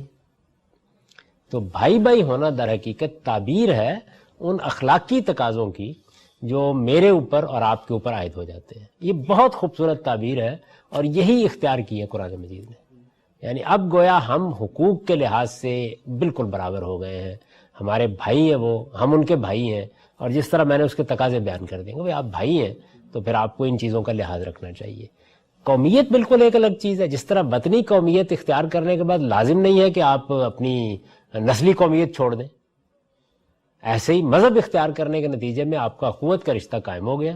یہ لازم نہیں ہے کہ آپ اپنی قومیت سے دستبردار ہو جائیں یا اپنی ریاست سے دستبردار ہو جائیں. یعنی اس اخوت میں اگر دو مذاہب کے درمیان ہمیں ترجیح قائم کرنی ہو، یعنی مسلمانوں نے مثال کے طور پہ برآمدات کرنی ہے، تو ان کے سامنے دو یکساں امکان ہیں، غیر مسلم ملک کا بھی ہے اور ایک مسلمان. تو کیا مذہبی طور پہ ہمیں ترغیب دی گئی ہے کہ ہم مسلمان کا انتخاب کریں، یا اس میں بھی کوئی کرائیٹیریا قانون ہو جس کے تحت ہم انتخاب کریں؟ نہیں، اس میں دیکھیے کئی چیزیں ملحوظ ہوتی ہیں. یعنی جب آپ کوئی کاروبار کر رہے ہیں، دوسری چیزیں کر رہے ہیں، تو خود کاروبار اپنے ایک میرٹ کا تقاضا کرتا ہے. یہ تو بالکل فطری چیز ہے، اور اس کو آپ کو ملحوظ رکھنا پڑتا ہے. وہ ایک بنیادی تقاضا ہے، اس کے بغیر کوئی چیز وجود ہی میں نہیں آ سکتی، چل ہی نہیں سکتی، ممکن ہی نہیں. جہاں آپ کے پاس ترجیح کی کوئی وجہ نہیں ہوتی، یعنی ایک ترجیح کے وجوہ وہ ہیں جو کسی چیز کا تقاضا ہے. مثلا مجھے ایک منصب کے لیے کسی کا تقرر کرنا ہے، تو یہاں ترجیح کے وجوہ تو لازماً میرٹ ہوگا نا. وہ اس میرٹ کے اوپر ایک مسیح پورا اترتا ہے، اس پر ایک بدھ پورا اترتا ہے، اس پر میری نسل سے مختلف پورا اترتا ہے. تو وہاں مجھے اللہ تعالیٰ نے یہ حکم دے دیا ہے کہ ان تودوا الامانات الی اہلہا، یعنی یہ تو میرٹ کی بنیاد پر ہوگا سب کچھ ہوگا. ایسے ہی کاروبار کرتا ہے آدمی، تو کاروبار کا بھی ایک میرٹ ہوتا ہے جس کی بنیاد پر آپ فیصلہ کرتے ہیں کہ میں یہ کاروبار یہاں بہتر کر سکتا ہوں، اس کے نتائج اچھے ہوں گے. ہاں آپ کے پاس اس بنیاد پر کوئی فیصلہ نہیں کرنا، برابر کی سطح پہ لوگ کھڑے ہیں، آپ کہتے ہیں میں اپنے مسلمان بھائی کو ترجیح دوں گا، ضرور دینا چاہیے. موجودہ قومی ریاستیں دوسری جنگ عظیم کے بعد وجود میں آئی ہیں، اور اس دوسری جنگ عظیم میں ہمارا جو مسلم اتحاد پہلے قائم تھا دنیا میں، وہ جس طرح آپ فرما رہے مذہب کی بنیاد پہ بھی ہو سکتا ہے اگر ہم اس کو سیاسی طور پہ قائم رکھیں. سلطنت عثمانیہ تھی، اس کو استعمار نے توڑ دیا. تو اب مسلمان بحیثیت قوم کیا اس جدوجہد میں شریک نہیں ہو سکتے کہ ہم استعمار کے اس ظلم کے خلاف دوبارہ سے اکٹھے ہوں، کیونکہ ہم پر جبرن یہ مسلط کر دیا ہے جو ہم ٹکڑوں میں بانٹ دیا. یہ بھی ایک سوال ہے کہ کیا جبرن ہوا اور کیا نہیں ہوا، لیکن میں اس کو ایسے ہی تسلیم کر لیتا ہوں جیسے آپ نے بیان فرمایا. تو میں نے تو ایک دفعہ بھی یہ نہیں کہا کہ آپ یہ نہ کریں، ضرور کریں. میں نے تو عرض کیا ہے کہ آپ تحریک لے کے اٹھیں کہ ہم یونائٹڈ اسلامک اسٹیٹس قائم کرنا چاہتے ہیں، ہم متحد ہونا چاہتے ہیں، ہم اپنی سرحدوں کو ایک دوسرے کے لیے کھول دینا چاہتے ہیں. یہ سب باتیں کہیں، میں بہت خوش آئند سمجھتا ہوں، بڑی اچھی بات ہے. لیکن یہ ہوگا کیسے؟ یہ ہوگا جو کچھ حقائق ہیں ان کے مطابق. یعنی یہ ایک سیاسی بات ہوگی، مذہبی بات نہیں ہوگی. سیاسی چیزیں ہمیشہ جو حقائق اس وقت موجود ہوتے ہیں ان کی بنیاد پر وجود پذیر ہوتی ہیں. اگر وہ حقائق موجود نہیں ہیں تو یہ محض ایک خواب ہوگا، اور اگر موجود ہے تو پورا ہو جائے گا. تو اس وجہ سے کوئی آدمی اپنے ذہن میں یہ چیز رکھ کے مسلمان ملکوں کے پاس جائے، اس کا کوئی قابل عمل فارمولہ پیش کرے، لوگوں کو اس پہ قائل کرے، بہت اچھی بات ہے. مثال کے طور پر ہمارے جلیل القدر ہندوستان کے عالم مولانا وحید الدین خان صاحب نے ایک موقع پر یہ کہا تھا کہ جو لوگ یہ خواہش رکھتے ہیں اس کے پورا ہونے کی اس وقت عملی صورت صرف ایک ہی ہے، اور وہ یہ کہ اتفاق سے، اس کو آپ سوء اتفاق کہیں یا حسن اتفاق، سعودی عرب میں ایک بادشاہت قائم ہے. تو اسی بادشاہت کو آئینی طور پر تمام مسلمان ملکوں کی بادشاہت مان لیا جائے. سارے مسلمان ملک اس کو تسلیم کر لیں کہ آئینی طور پر، جیسے کینیڈا ملکہ برطانیہ کی بادشاہت کو مانتا ہے یا آسٹریلیا مانتا ہے، تو سارے مسلمان ملک اس کو تسلیم کر لیں، کیونکہ یہ ایک واقعہ ہے جو ہو چکا ہوا ہے. اور آئینی طور پر، یعنی آئینی بادشاہت، وہ بادشاہت نہیں جو خود سعودی عرب میں قائم ہے، یہ کر لیں. اور باقی جگہوں بڑا اچھا پارلیمانی نظام چلائیں، جس طرح کینیڈا میں چل رہا ہے، امریکہ میں چل رہا ہے. تو مسلمانوں کے اس جذبے کی تسکین ہو جائے گی. اگر آپ غور کریں تو یہ ایک نہایت قابل عمل تجویز ہے، آپ کو بہت شوق ہے تو عمل کر لیجیے. تو اصل میں اس کو دیکھنا پڑے گا کیا چیز قابل عمل ہے، کیا ہو سکتا ہے، کیا ممکن ہے، کس کے لیے حالات سازگار ہیں. جب آپ کہتے ہیں کہ میں ایک کاروبار کرنا چاہتا ہوں تو مجھے حق ہے نا کہ میں یہ کہوں کہ یہ کاروبار آپ کے لیے موزوں ہے یا نہیں ہے، ہو سکے گا یا نہیں ہو سکے گا، اس کے امکانات ہیں یا نہیں ہے. یا پھر سیاسی بحث ہوگی. آپ مذہب کے دائرے سے بحث کو نکال لیجئے، میں ہو سکتا ہے آپ کے ساتھ کھڑا ہوں، لیکن جب تک وہ بات مذہب کے دائرے میں ہے وہاں میں پوری قوت کے ساتھ یہ کہوں گا کہ مذہب ایسا کوئی مطالبہ. مطلب اس میں ایک سوال یہ آپ نے فرمایا کہ جو قوم ہے اس کی بنیاد زبان بھی بن سکتی ہے، نسل بھی بن سکتی ہے، علاقائی طور پر ان کا مذہب بھی بن سکتا ہے، مذہب بھی بن سکتا ہے. اس میں جب ہم یہ کہتے ہیں کہ نسل بھی بن سکتی ہے تو اس میں کیا اخلاقی طور پر ایک سوال پیدا ہوتا ہے کہ ایک خطے میں مختلف قومیں آباد ہیں، وہاں پر اکثریتی قوم اپنی نسل کی بنیاد پر قومی شناخت کو نسلی بنا دے، تو اس سے حق تلفی ہوتی ہے باقی دوسری قوموں کے رہنے والے لوگوں کی. تو کیا ہم وہاں پر ہی جا کر ان کو دعوت دیں گے کہ تم نے قوم کی، جس طرح ہم ابھی کہہ رہے ہیں کہ قوم کی بنیاد مذہب غلط بنائی ہے، تو ہم وہاں جا کے کہیں گے کہ تم نے قوم کی بنیاد نسل غلط بنا دی؟ پہلے تو میں عرض کرتا ہوں کہ میں یہ نہیں کہہ رہا کہ قومیت کی بنیاد مذہب غلط بنائی ہے. میں یہ کہتا ہوں اس کا کوئی حکم اسلام نے نہیں دیا. ایسی چیزیں بن جاتی ہیں، یعنی اس کو تاریخی عوامل بناتے ہیں. نسل کے معاملے میں بھی اگر آپ بہت پیچھے چلے جائیں تو آدم اور حوا کے پاس تو جا کے ختم ہو جائے گی، وہاں تو مختلف نسل نہیں ہو سکتی نا. یعنی تاریخی عمل ہے جس نے کرنوں میں ایک الگ شناخت بنا دی ہے. اس میں کیا کیا چیزیں ہیں جنہوں نے کردار ادا کیا ہے، اس کے نتیجے میں آپ کہتے ہیں کہ افغان یا ملے یا چینی ایک قوم بن گئی. رنگ نے کردار ادا کیا ہے، زبان نے کردار ادا کیا ہے، تاریخ نے کردار ادا کیا ہے، ثقافت نے کردار ادا کیا ہے، بن گئی. اس پہ بحث نہیں ہے کہ یہ بن گئی تو غلط کام ہو گیا ہے، یہ صحیح ہے، بن گئی ہے. اب اصل سوال یہ ہے کہ اس کی بنیاد پر آپ ایک ریاست بنانے جا رہے ہیں. جب آپ ریاست بنانے کے لیے جانیں گے جب وہاں سوال یہ پیدا ہوگا کہ ریاست ایک خطہ زمین کا نام ہے، اس میں آپ تنہا بستے ہیں، بنا لیجئے، کوئی نہیں روکے گا آپ کو، بنا لیں. میں مثال دے رہا ہوں کہ اگر جزیرہ نما عرب میں صرف عرب بستے ہیں اور وہ کہتے ہیں جی ہمارا یہ ملک ہے اور ہم اب عرب قومیت کی بنیاد پر یہ بنا رہے ہیں، اس میں اب کوئی غیر عرب نہیں آباد ہو سکتا، نہیں آباد ہو سکتا، تو یہ آپ بنا لیجئے، بڑی اچھی بات ہے. لیکن سوال یہ ہے کہ جو قوم جس کا آپ ذکر کر رہے ہیں وہ نسلی بنیاد پر یہ ریاست بنا رہی ہے، آپ کہہ رہے ہیں وہاں دوسری قومیں آباد ہیں، تو دوسری قومیں آباد ہیں تو پھر وہ ریاست کیسے بنا لے گی؟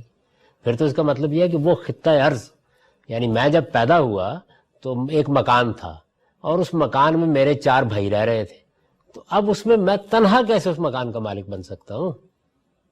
یہ اخلاقی سوال پیدا ہوتا ہے. یعنی اگر تو وہاں کوئی اور آباد نہیں ہے، چلے میں آپ کی بات سن لوں گا، لیکن جب آپ کہہ رہے ہیں کہ دوسرے لوگ آباد ہیں، تو یہ وہ سوال ہے جس کا جواب دور حاضر نے یہ دیا ہے کہ وطنیت کی بنیاد پر آپ قومیت کو اختیار کر لیں. یعنی ریاست کے لیے وطنیت کو قومیت کی بنیاد بنا لیا جائے. میں یہ نہیں عرض کر رہا کہ یہ کوئی بڑی صحیح بنیاد ہے، میں یہ کہتا ہوں کہ یہ جواب دیا گیا ہے. اس وقت ہم اس دنیا میں جی رہے ہیں. آپ اگر اس جواب کو غلط سمجھتے ہیں تو دوسرا کو جواب دے دیں، کیا حل کریں؟ مجھ سے اگر آپ پوچھیں ذاتی رائے تو میں یہ کہتا ہوں کہ یہ جو آپ نے وطنی ریاستیں بنائی ہیں ان کی بھی کوئی ضرورت نہیں، یہ ایک بے ضرورت کام ہے. آپ اس دنیا میں اس وقت اللہ تعالیٰ نے وہ اسباب پیدا کر دیا، عالمی ریاست قائم کریں.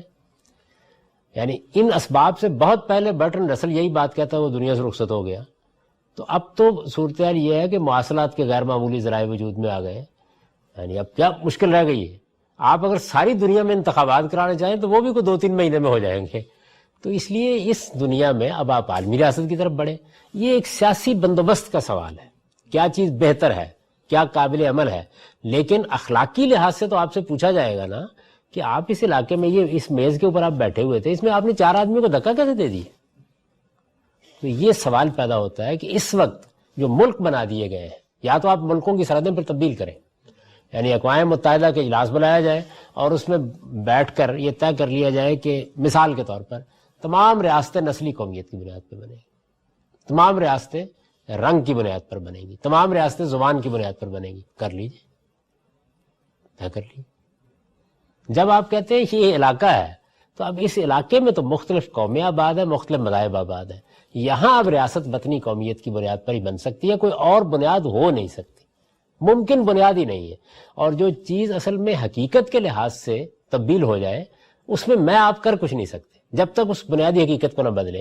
اسی وجہ سے یہ جو اتنی تقریر کی گئی اور جس میں علامہ اقبال نے بھی اشعار کہہ دی اور مولانا مودودی نے بھی کتابیں لکھ دیں اور تقریریں بھی ہو گئیں، لیکن 14 اگست کو پاکستان وجود میں آیا تو میری اس بحث کے بغیر ہی وطنی قومیت بھی وجود میں آ گئی، اس لیے کہ وہ ایک واقعہ تھا. تو ایسا ہی واقعہ کوئی اور ہو جائے گا، اس کے مطابق کوئی اور طرح کی ریاست وجود میں آ جائے گی.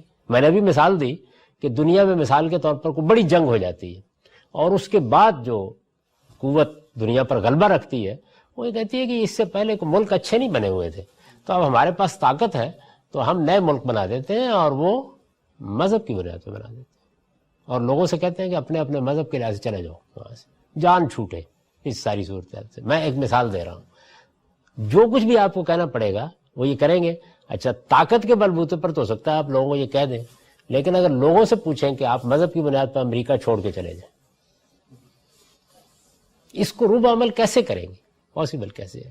تو اس لیے میری گزارش یہ ہے کہ سیاسی حقائق اصل میں تاریخی عوامل سے وجود میں آتے ہیں، ان کو مینج کیا جاتا ہے. وہاں سوال صرف یہ ہوتا ہے کہ کیا مذہب اس معاملے میں ہمیں کوئی منفی حکم دے رہا ہے؟ وہ کہتا ہے فلاں بات کو تسلیم نہ کرو. اگر تو وہ یہ کہتا ہے تو مسئلہ پیدا ہو گیا، کیونکہ اب ہمارے پاس چوائس یہ ہے کہ یا اپنے مذہب کو چھوڑیں اور یا اس حقیقت کو تسلیم کریں. تو میری بحث یہ ہے کہ میرے مذہب نے مجھ سے ایسا کوئی مطالبہ نہیں کیا، اس کا مطلب میں آزاد ہو گیا. اب آزاد ہو کر میں تجویز پیش کر سکتا ہوں کہ آئیے نسل کی بنیاد پر ریاستیں بنا دیتے ہیں، آئیے وطن کی بنیاد پر ریاستیں بنا دیتے ہیں، آئیے زبان کی بنیاد پر ریاستیں بنا دیتے ہیں. ایک آدمی تقریر کرتا ہے وہی کہتے ہیں کیا مصیبت ہے، 4 15 قومی زبانیں بنانی پڑتی ہیں، لوگوں میں کمیونیکیشن نہیں ہوتی، مصیبت بن جاتی ہے. تو آئیے زبان ایک بڑی فطری بنیاد ہے، ساری دنیا کو نئے سرے سے تقسیم کر دیتے ہیں، اس کی تحریک چلا دیتا ہے. چلا دے، اگر دنیا اس کی بات مان لے گی تو مجھے کوئی اعتراض نہیں.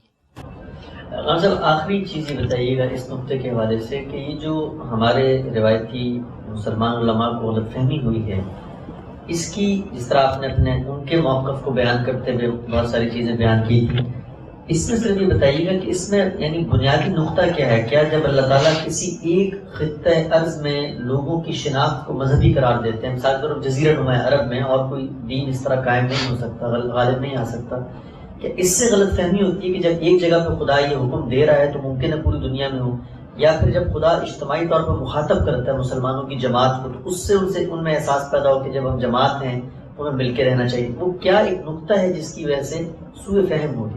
میرا خیال ہے دو ہی بنیادی چیزیں ہیں. ایک تو وہی کہ تاریخی عوامل نے مسلمانوں کو بالفعل ایک قوم بنا دیا ہے. یعنی یہ واقعہ ہے نا، میں نے تو اس واقعے کا کبھی انکار نہیں کیا. بالفعل ایسا ہو چکا ہے کہ مسلمان اس وقت اپنی ایک قومی شناخت بنا چکے ہیں. اصل میں یہی شناخت ہے جس کا ہندوستان میں ظہور ہوا. یہ کسی دوسری قوم یا کسی دوسرے مذہب کے مقابل میں کسی دوسری جگہ بھی ظاہر ہو سکتی ہے. یعنی ممکن ہے کہ کسی وقت مصر میں مسیحیوں کے مابین، یہاں تو ہندوؤں کے مقابل میں ہوا، مسیحیوں کے مابین ہو جائے یہ معاملہ، تو آپ کی جو مذہبی شناخت بن چکی ہوتی ہے وہ ایک قومیت کا احساس پیدا کر دیتی ہے. یہ تاریخی عوامل سے ہوا ہے. ایک تو یہ موجود ہے پیچھے. دوسرے یہ ہے کہ رسالت پاک صلی اللہ علیہ وسلم نے چونکہ ہجرت کرنا پڑ گئی، یعنی ایسا نہیں ہوا کہ مکے میں لوگ مسلمان ہو گئے اور وہیں آپ کی حکومت قائم ہو گئی ہو، بلکہ آپ کو ہجرت کرنا پڑی، اور اس میں مذہب کی بنیاد پر لوگوں نے اپنا وطن چھوڑا. علامہ اقبال نے بھی اسی سے استدلال کیا. جب مذہب کی بنیاد پر وطن چھوڑا تو اس سے ایک تاثر یہ پیدا ہوا کہ باقی چیزیں کوئی اہمیت نہیں رکھتی. یہ ہوگا لازمی طور پر، ایسا ہی ہوا نا وہاں پہ. یعنی آپ نے مذہب کی بنیاد پر اپنی قوم کو چھوڑ دیا، اپنے وطن کو چھوڑ دیا، اپنے علاقے کو چھوڑ دیا اور گئے. اور ہمارے ہاں ہجرت کا وہ واقعہ بڑی غیر معمولی حیثیت اختیار کر گیا. قرآن مجید نے ان مہاجرین کو بہت خراج تحسین پیش کیا، تو یہ چیز بھی وجود میں آ گئی. اس کے باوجود میں یہ کہتا ہوں کہ جو ہمارے قدیم علماء تھے ان کو ریپرزنٹ کون کر رہا تھا ہندوستان میں؟ وہ تو دیوبند کر رہا تھا نا. تو دیوبند کا سب سے بڑا آدمی تو یہ کہہ رہا تھا کہ اس زمانے میں قوم اوطان سے بنتی ہے. انہوں نے تو اس کو مذہبی مسئلہ نہیں بنایا. تو حقیقت میں اگر آپ دیکھیں تو اس وقت علماء بالکل ٹھیک جگہ پر کھڑے تھے، لیکن مسلمانوں کا جدید پڑھا لکھا طبقہ اس کے بالکل برخلاف کھڑا تھا. الٹ تھی صورتحال. اب صورتحال کیا ہوئی ہے؟ اب صورتحال یہ ہے کہ علماء بھی وہ بات نہیں کہتے، جبکہ اس وقت بالکل ٹھیک جگہ پر. ورنہ تو مولانا حسین احمد مدنی صاحب کو یہ کہنا چاہیے تھا نا کہ بھئی آج کل قوم اوطان سے بنتے ہیں لیکن ہم مسلمان تو اس کو قبول کرنے کے لیے تیار نہیں ہیں. تو انہوں نے کس پس منظر میں یہ بات کہی؟ اسی پس منظر میں یہ بات کہی کہ ہندوستان کا سیاسی مسئلہ حل کرنا ہے، تو اب قومیت کی کیا بنیاد ہوگی؟ تو انہوں نے کہا قومیت کی بنیاد وطن ہوگا. آج کے زمانے میں وہی ہوتا ہے. تو میرے خیال میں جو قدیم علماء تھے وہ تو بالکل ٹھیک جگہ پہ کھڑے تھے. انہوں نے اس معاملے میں غلطی نہیں کی. غلطی کچھ دوسرے لوگوں نے کی اور اتنے زور کے ساتھ پھر اس کو بیان کیا کہ سبھی لوگوں کے لیے وہ ایک مسئلہ بن گیا، اور آج تک مسئلہ بنا ہوا ہے. تاہم اس کے پیچھے وہی دونوں چیزیں. آپ نے کہا کہ جیسے علماء قدیم علماء صحیح کھڑے تھے، تو اسی لحاظ سے خلافت راشدہ کے زمانے میں خلیفہ کہاں کھڑے تھے اس معاملے میں؟ خلافت راشدہ تو رسول اللہ صلی اللہ علیہ وسلم کی طرف سے اتمام حجت کے نتیجے میں قائم ہوئی تھی، اور اتمام حجت کے بعد اللہ تعالیٰ کی طرف سے مسلمانوں کا ایک پورے علاقے میں غلبہ قائم کر دیا گیا تھا. تو اس لیے وہ تو مسلم سٹیٹ تھی نا، حیثیت مجموعی. اس میں تو کسی دوسری قومیت کا کوئی سوال ہی نہیں پیدا ہوتا. لیکن کیا اسی پس منظر میں انہوں نے کوشش کی کہ وہ اس قوم کو بڑھائیں اور آگے جائیں اور غالب آئیں اور قوموں پہ، تاکہ ون نیشن جو علاقہ ان کے لیے مقرر کر دیا گیا تھا اس پورے علاقے کے اندر انہوں نے اپنی حکومت قائم کر دی. اور وہ حکومت قائم ہوئی فوجی اقدام کے نتیجے میں، وہ کوئی جمہوریت کی بنیاد پر قائم نہیں ہوئی تھی. یعنی اس میں تو ملکوں کے ملک فتح کر لیے گئے اور ان پر مسلمانوں نے اپنی حکومت قائم کر دی. تو اس وجہ سے میں آج بھی یہ کہتا ہوں کہ بھئی اب بھی کوئی ہمت ہے تو کسی ملک کو فتح کر کے کر لیں یہ کام. اس کے بغیر نہیں ہو سکتا. وہ جو ملک فتح کرتے تو اسی پس منظر میں کرتے تھے، اس پس منظر میں کرتے تھے جس کو میں نے بڑی وضاحت سے ابتدائی میں بیان کر دیا تھا کہ اللہ کے رسول جب آتے ہیں تو ان کی طرف سے اتمام حجت کے بعد پھر باقی قوموں کے پاس جن پر یہ حجت تمام ہو جاتی ہے ان کے پاس دو ہی راستے ہوتے ہیں، یا وہ زمین سے مٹا دی جاتی ہے یا ان کو محکوم بن کے رہنا ہوتا ہے. تو اسی لیے میں نے یہ سوال اٹھایا تھا کہ اس وقت ریاست پاکستان میں جو غیر مسلم بستے ہیں وہ محکوم ہیں، تو پھر آپ کو بتانا پڑے گا کہ ہم نے ان کو فتح کیا ہے. ایسا نہیں ہے. ایک سوال ہے اس میں کہ جو باقی نوعیتیں ہیں قومیت کی، اگر ان کو مان کے چلیں تو ایک وقت پہ آ کے جو اخوت کا رشتہ قرآن ہمیں کہتا ہے کہ تمہارا اور مسلمانوں کے درمیان قائم ہے، وہ اگر ایک دوسرے کے آمنے سامنے آ کے کھڑے ہو جاتے ہیں. اسے ایک مثال ایسے دیتے ہیں کہ جیسے میری قومیت ہے کہ میں ہندوستانی ہوں اور میرا مذہب یہ کہتا ہے کہ میں مسلمان ہوں، اور اکثریت کے بیس پہ ہندوستان یہ فیصلہ کرتا ہے کہ اسے پاکستان پہ حملہ کرنا ہے، اور میرے سامنے جو فوجی ہے وہ میرے دین کے حساب سے میرا بھائی ہے، تو مجھے اس پوائنٹ پہ جا کر اپنی قومیت کو ترجیح دینی ہے یا اپنے اخوت کے رشتے کرنی ہے؟ آپ پاکستان میں آ جائیں، میں پاکستان کا ایک شہری ہوں، پاکستان میں مسلمانوں کی اکثریت ہے، پاکستان یہ فیصلہ کرتا ہے اکثریت کی بنیاد پر کہ اسے ہندوستان پر حملہ کر دینا، اور میں نے اس حملے کا جائزہ لیا اور میں اس نتیجے پر پہنچا کہ بالکل ناجائز اقدام ہے، میں شریک نہیں ہوں۔ تو بغاوت میں نہیں چلے جائیں؟ جی میں بغاوت کی سزا بھگت لوں گا، اس لیے کہ یہ معاملہ ایسا نہیں ہے کہ جس کا تعلق کوئی کھیل کھیلنے سے، مجھے لوگوں کو مارنے کے لیے کہا جا رہا ہے۔ تو میں چنانچہ آپ کو یاد ہوگا کہ جب ویتنام کی جنگ ہوئی ہے تو بہت سے امریکی تھے جن میں محمد علی کلے بھی تھے، انہوں نے لڑنے سے انکار کر دیا، آپ کا فیصلہ ناجائز ہے۔ تو اس لیے جنگ کا فیصلہ قومیت کی بنیاد پر ہوتا ہے، نہ مذہب کی بنیاد پر، جنگ کا فیصلہ حق اور باطل کی بنیاد پر ہوتا ہے۔ آدمی کو مارنا جائز ہے تو میں ہندوستان کی امریکی فوج کا حصہ بن کے بھی ماروں گا، یا لازم ہو گیا ہے، اور نہیں ہے تو نہیں ماروں گا۔ اس کی بنیاد یہ نہیں ہوتی کہ یہ میری قوم کا یا میرے مذہب کا آدمی ہے، یہ جنگ کی بنیاد نہیں بن سکتی۔ جنگ کی بنیاد یہ ہے کہ جو آپ اقدام کرنے جا رہے ہیں وہ اقدام جائز ہے یا ناجائز۔ تو جنگ کا فیصلہ اخلاق کی بنیاد پر ہوتا ہے، یہ مذہبی بنیاد پر یا قومی بنیاد پر نہیں ہوتا۔ اگر کوئی آدمی قومیت کی جنگ کرتا ہے اور وہ قومیت کی بنیاد کے اوپر دوسرے انسانوں کی جان لیتا ہے تو وہ قاتل ہے، خدا کے ہاں جواب دینا ہوگا اس کو۔ اس لیے یہ جنگ کی بنیاد نہیں ہوتی۔ جنگ کی بنیاد میں پہلا سوال یہ یاد ہے آپ کو کہ جس وقت حملہ کیا ہے امریکہ نے افغانستان پر، میں نے اس وقت بھی ایک سوال کا جواب دیتے ہوئے یہی کہا تھا کہ ہمارے لیے تو پہلا سوال یہ تھا کہ امریکہ کا حملہ جائز ہے یا ناجائز۔ جائز ہے، یہی الفاظ ہیں میرے، کسی وقت آپ نکال کے سن لیجئے۔ اگر یہ حملہ جائز تھا تو پھر ہمیں دل و جان سے ساتھ دینا چاہیے تھا، اور اگر یہ ناجائز تھا حملہ اور ہم اسی نتیجے پر پہنچے تو پھر یہ آپ کیا کہہ رہے ہیں جنگ؟ پھر تو یہاں سے ایک کنٹینر بھی نہیں گزرنا چاہیے تھا، پھر تو ہمیں یہ کہنا چاہیے تھا کہ وہ ہمارے جسم کے اوپر ہی سے گزر سکتا ہے۔ یہ کیسے ہو سکتا ہے؟ تو جنگ کا فیصلہ مذہب کی بنیاد پر نہیں ہوتا، وہ حق اور باطل کی بنیاد پر ہوتا ہے۔ جنگ صحیح ہے تو میں امریکی فوج کا حصہ بن کے بھی لڑوں گا، اور جنگ غلط ہے تو میں پاکستان کی فوج کا حصہ بن کے بھی لڑنے کے لیے تیار نہیں۔ جاوید صاحب، یہ اسی موضوع سے متعلق دو سوالات ہیں۔ ایک تو یہ کہ مولانا حسین احمد مدنی صاحب نے جو اپنا موقف پیش کیا ہے، یا ان کی رائے کے جو بھی معیدین ہیں یا اس دور میں تھے، ان کے موقف کی تفصیل ہمیں کیا ملتی ہے؟ ایک آپ نے تفصیل کی ہے، ایک اس وقت جو لوگ اس رائے کو رکھتے تھے، تو ان کے ہاں اس موقف کی تفصیل کیا ہے جو گویا کہ ابطال کر رہا ہے دوسرے نقطۂ نظر کو، جو کہ علامہ اقبال اور دوسرے لوگوں کو۔ اور دوسرا سوال یہ ہے کہ پاک و ہند کے تناظر سے اگر ہم اٹھ کر دیکھیں اور ان مفکرین کے علاوہ بھی مسلمان مفکرین کو دیکھیں، تو کیا کبھی اس طرح کی کوئی بات اسلامی مفکرین کے یہاں مذہبی بنیادوں پر کہی گئی ہے کہ اسلام میں قومیت کی بنیاد ہی خود اسلام ہے؟ یہ دو چیزیں۔ اس طرح کی بات دوسرے سوال کا جواب میں پہلے دے دیتا ہوں، کہیں اور کہنے کی ضرورت ہی پیش نہیں آئی۔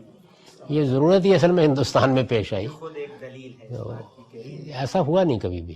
یعنی ہمارا جو لٹریچر ہے، مذہبی لٹریچر ہے، وہ اس طرح کی بحث سے بالکل خالی ہے۔ آپ نے بھی ایک دین کے عالم کی حیثیت سے آپ نے فقہ بھی پڑھی ہے، کبھی فقہ میں کوئی باب ہے اس طرح کا کہ قومیت اسلام ہے؟ حدیث میں کوئی باب ہے اس طرح کا؟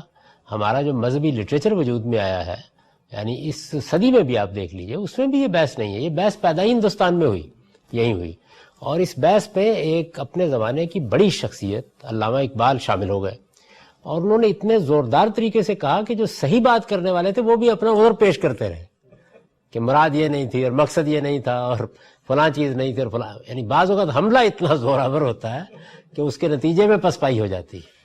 تو ایسا ہوا ہے، ورنہ یہ ہے کہ وہ بالکل درست بات کہہ رہے تھے کہ اس وقت وطن کی بنیاد پر قوم بنے گی، اور آپ جو پاکستان بنا رہے ہیں وہ بھی وطن کی بنیاد پر قائم ہوگا، اس کی قومیت بھی یہی ہوگی، آپ کی قومیت بھی کل اسلام نہیں ہوگی، پاکستانی ہو جائے گی، یہی کہہ رہے تھے وہ، اور ایسا ہی ہوا ہے، یعنی عملی طور پر وہی ہوا جو وہ کہہ رہے تھے۔ لیکن اس میں بعض فقہا کی رائے تو سامنے آتی ہے، وہ کہتے ہیں کہ دو امام جائز نہیں ہے ایک وقت میں مسلمانوں بس ایک ہی ہو سکتا ہے۔ بعض جو یعنی جیل قدر فقہا میں سے نہیں ہے، لیکن بعد کے جو فقہا ہیں ان کی آراء تو ہمارے سامنے ہیں، تو یہ کہتے ہیں مذہبی طور پر۔ دیکھیے وہ ایک دوسری بات کہہ رہے ہیں، وہ بات اصل میں دو روایتوں سے پیدا ہوئی اور بڑی فطری بات ہے کہ جب ایک جگہ مسلمانوں کی ایک حکومت قائم ہو جائے تو نبی صلی اللہ علیہ وسلم نے فرمایا کہ دوسرا آدمی اگر اٹھ کھڑا ہوتا ہے ان کے مقابلے میں تو پھر اس کی سزا ہی ہوگی، بغاوت ہی ہوگی. وہ یعنی پاکستان میں ہماری حکومت قائم ہو گئی تو اب تو پاکستان میں جو کوئی اپنی حکومت قائم کرنے کے لیے اٹھے گا، یعنی ہم نے نواز شریف صاحب کا انتخاب کیا، وہ ادھر اسمبلی میں حلف اٹھا رہے ہیں اور ادھر آپ لاہور میں کہیں کہ میری بیعت کرو، تو اس کا نتیجہ تو وہی نکلے گا جو بیان کیا گیا ہے. یعنی پھر اس کے خلاف اقدام کیا جائے گا ہر حال میں. تو یہ بات ہے جو آہستہ آہستہ آگے آتے آتے چونکہ مسلمانوں کی ایک پوری عالمی سطح کی حکومت قائم ہو گئی تھی تو تیسری، چوتھی، پانچویں صدی میں یہ صورت اختیار کر گئی کہ وہ مسلمانوں کا ایک ہی حکومت ہونی چاہیے. تو یہ ایک فقہی رائے بن گئی. لیکن اصل بات یہ تھی جو چلی وہاں سے، وہ بڑی فطری بات ہے، معقول بات ہے. میں نے اس کی توضیح بھی کر دی اور بتا بھی دیا اس کو. یہ جب چھپا ہے مضمون ہمارے اخباروں میں تو اس کے بعد پھر جو سوالات اٹھائے گئے تو بنیادی طور پر 4 تھے. تو ان میں سے ایک میں نے اسی موضوع کو بنیاد بنا کے یہ بتایا تھا کہ یہ جو حدیثیں 2 بیان کی جاتی ہیں ان کا صحیح مطلب کیا ہے. تو اس کو بھی اس کے ساتھ ہی آپ پڑھ لیجئے، اس سے واضح ہو جائے گا. بالکل سوال کا جو دوسرا حصہ تھا کہ مدنی صاحب کا جو وہ ہے موقف ہے، کیا انہوں نے بھی اس طرح کی کوئی تفسیر اس پر کی تھی یا اس پر بحث مباحثہ ہوا تھا؟ یعنی انہوں نے دینی لحاظ سے اپنا موقف پیش کیا تھا یا ایک واقعے کو بیان کیا تھا، ان کو مذہب کو زیر بحث نہیں لائے تھے. اور اس کے بعد جو توضیحات ہوئیں، زوردار حملہ ہوا، تو وہ بھی یہ تھا کہ ایک بیان واقعہ ہے. یعنی مولانا نے کوئی دینی موقف نہیں بیان کیا، انہوں نے کہا اس زمانے میں قومیں اوطان سے بنتی ہیں. یہ ایک واقعے کا بیان کلام نہیں کیا انہوں نے، کوئی چیزیں لکھی کرنے کی گنجائش ہی نہیں رہی تھی بھائی. جو حملہ ہوا وہ اتنا غیر معمولی تھا کہ ایک لمبے عرصے تک تو عذر معذرتی ہوتا رہا. اور اس کے بعد بھی یہ تھا کہ کچھ توضیحات کی گئیں جن کے بارے میں بیان کیا جاتا ہے کہ علامہ اقبال نے بھی کہا کہ نہیں ان کا موقف واضح ہو گیا ہے، وہ غالباً وہی بات کہہ رہے ہیں جو میں نے کہی تھی. تو اس طرح کا ایک کمپرومائز ہو گیا. جذباتی معاملات جب اس سطح پر پہنچ جاتے ہیں تو ایسا ہی ہوتا ہے عام طور پر.